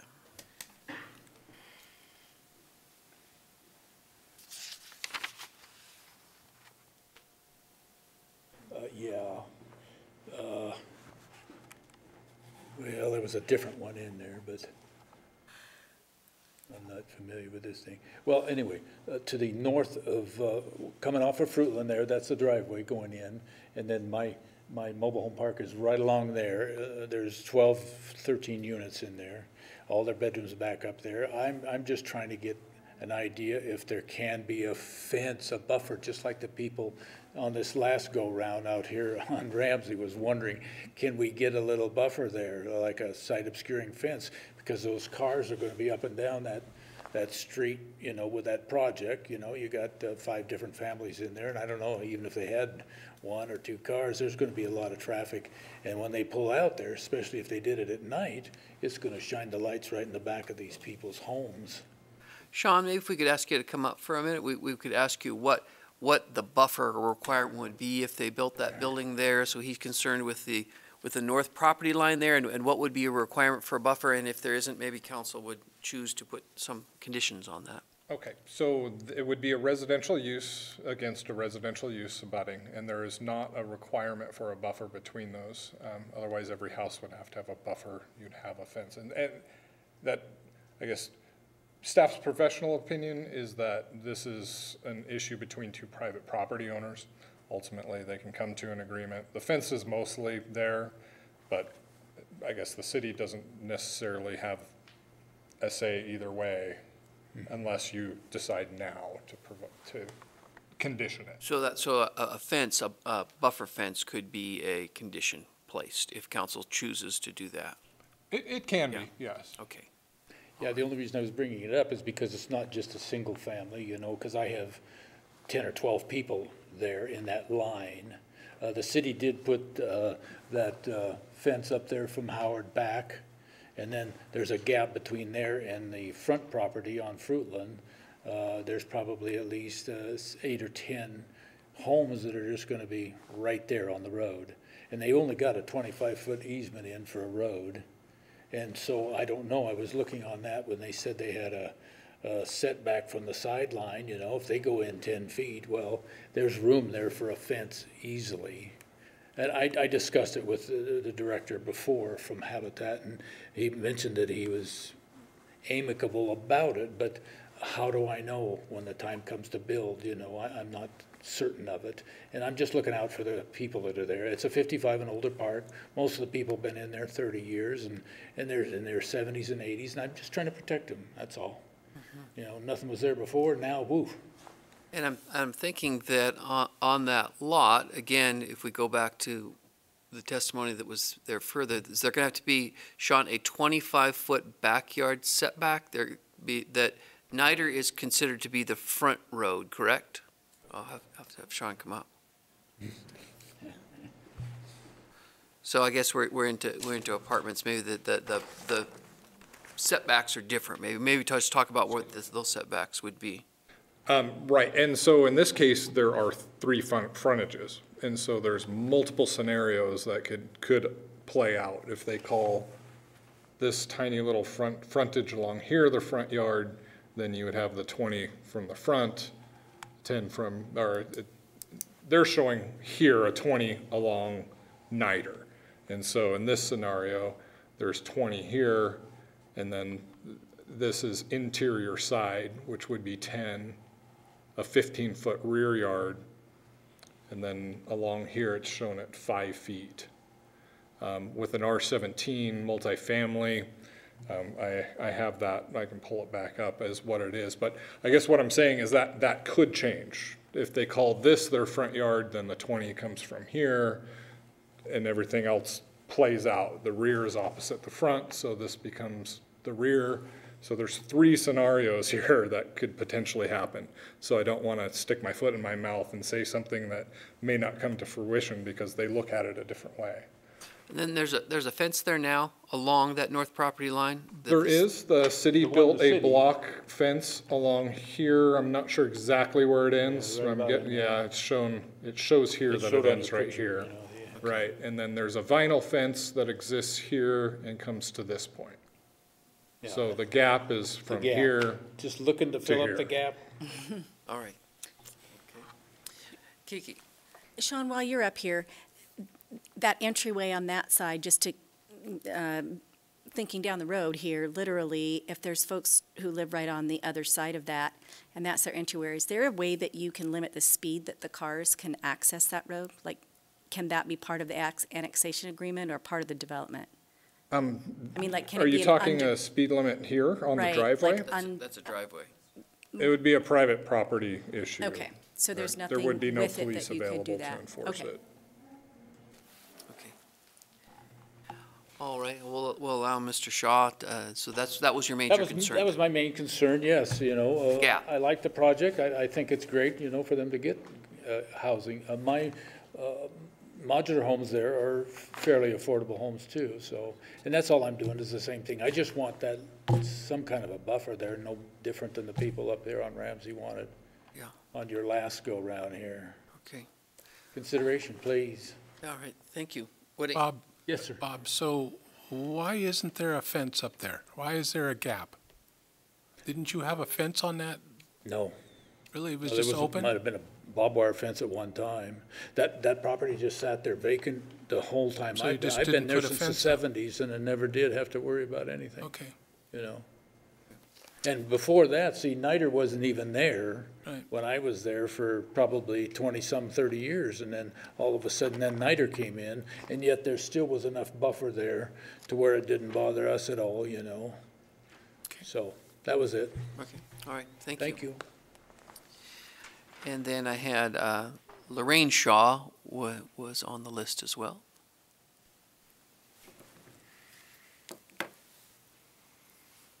Thank you. Name for the record, please. Lorraine Shaw.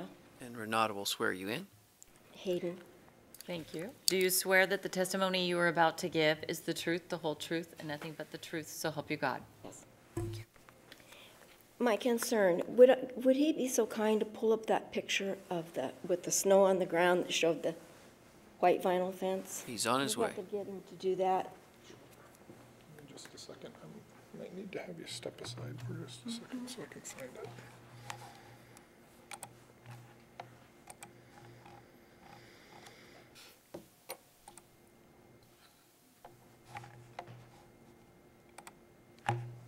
Thank you.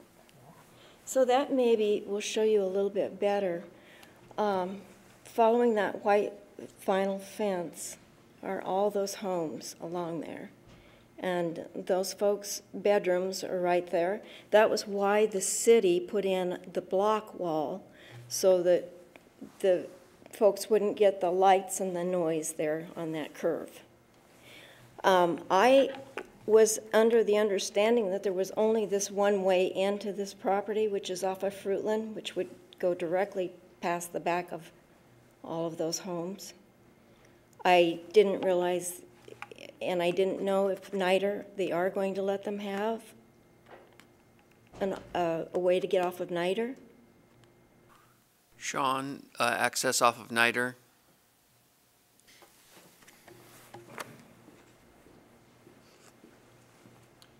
Ultimately, the city engineer would decide where an approach would be allowed.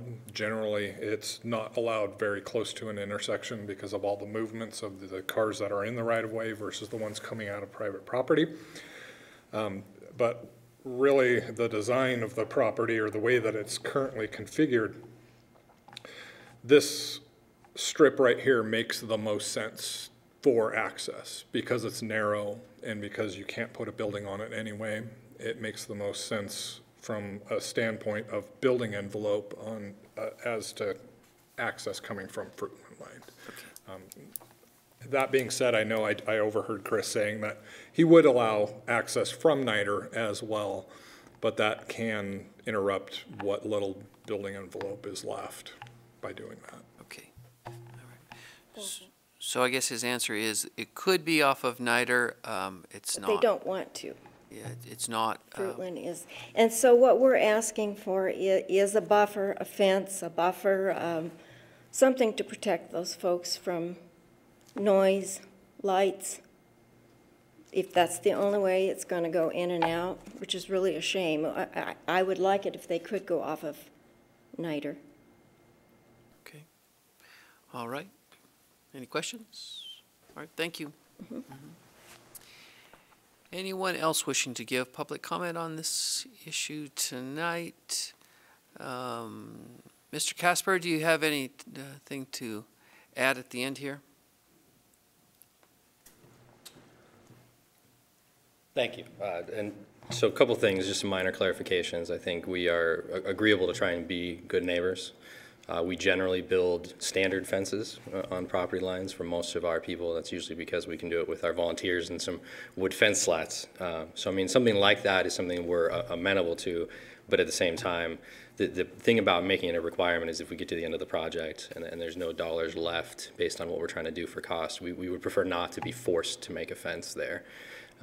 One of the things, just to point out, right now, if somebody were to develop this without a zone change, there's no requirement, to have that fence there. It could be developed without the zone change and have actually just as many or slightly maybe more, one more unit as a mobile home park with the traffic and everything.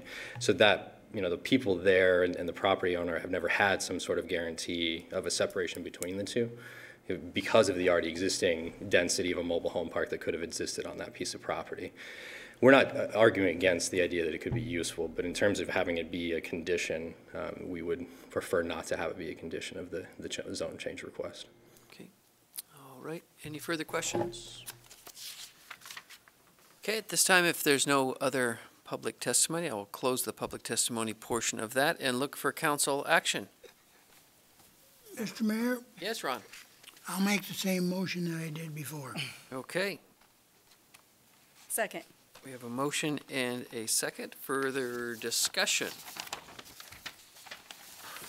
Woody? So I'm having trouble with the gap. You know, it just seems like you've been there 30 years and there's been nothing there, and I get that. And then the city puts up a wall to protect you from the curvature of the new niter, and there's a hole left, and I don't quite understand if it was going to be important. I'm just having a hard time with how come you didn't fill in the gap. I mean, you started, it looks like up on the front side. The other thing is that piece of property's always been accessed where it's going to be on Fruitland. So if anything was to ever go on there, it was always going to be used there. I think that's where the water department came in and out with when they were drilling sample holes trying to find water. So I think this is a great project. I think the gap should be worked out. Maybe Jimmy can bring an extra $100 or something from wherever he's living now and help him fill the gap. But as far as making you fill the gap, is just, it doesn't fit, doesn't feel the same. You know, I get where you're coming from, your bedrooms are right there, but why is there a gap? You got a fence on the front and you got a fence on the back. It doesn't make sense to me, but I will support this thing. Okay. Any further discussion? Seeing none, we'd have roll call, please, Renata. Miller, Yes. McEvers, Yes. Evans, Yes. English, Yes. Eddinger. Yep. Motion carried. Mr. Mayor, I'll make a motion to enter into executive session pursuant to Idaho Code 74-206C to acquire an interest in real property which is not owned by a public agency, and F, to communicate with legal counsel for the public agency to discuss the legal ramifications of and legal options for pending litigation or controversies not yet being litigated but imminently likely to be litigated. Second. Motion and a second. Any discussion? Roll call, please. McEvers, Yes. English, Yes. Evans, Yes. Eddinger, Yep. Miller. Yes. We are in executive session. Thank you, everyone.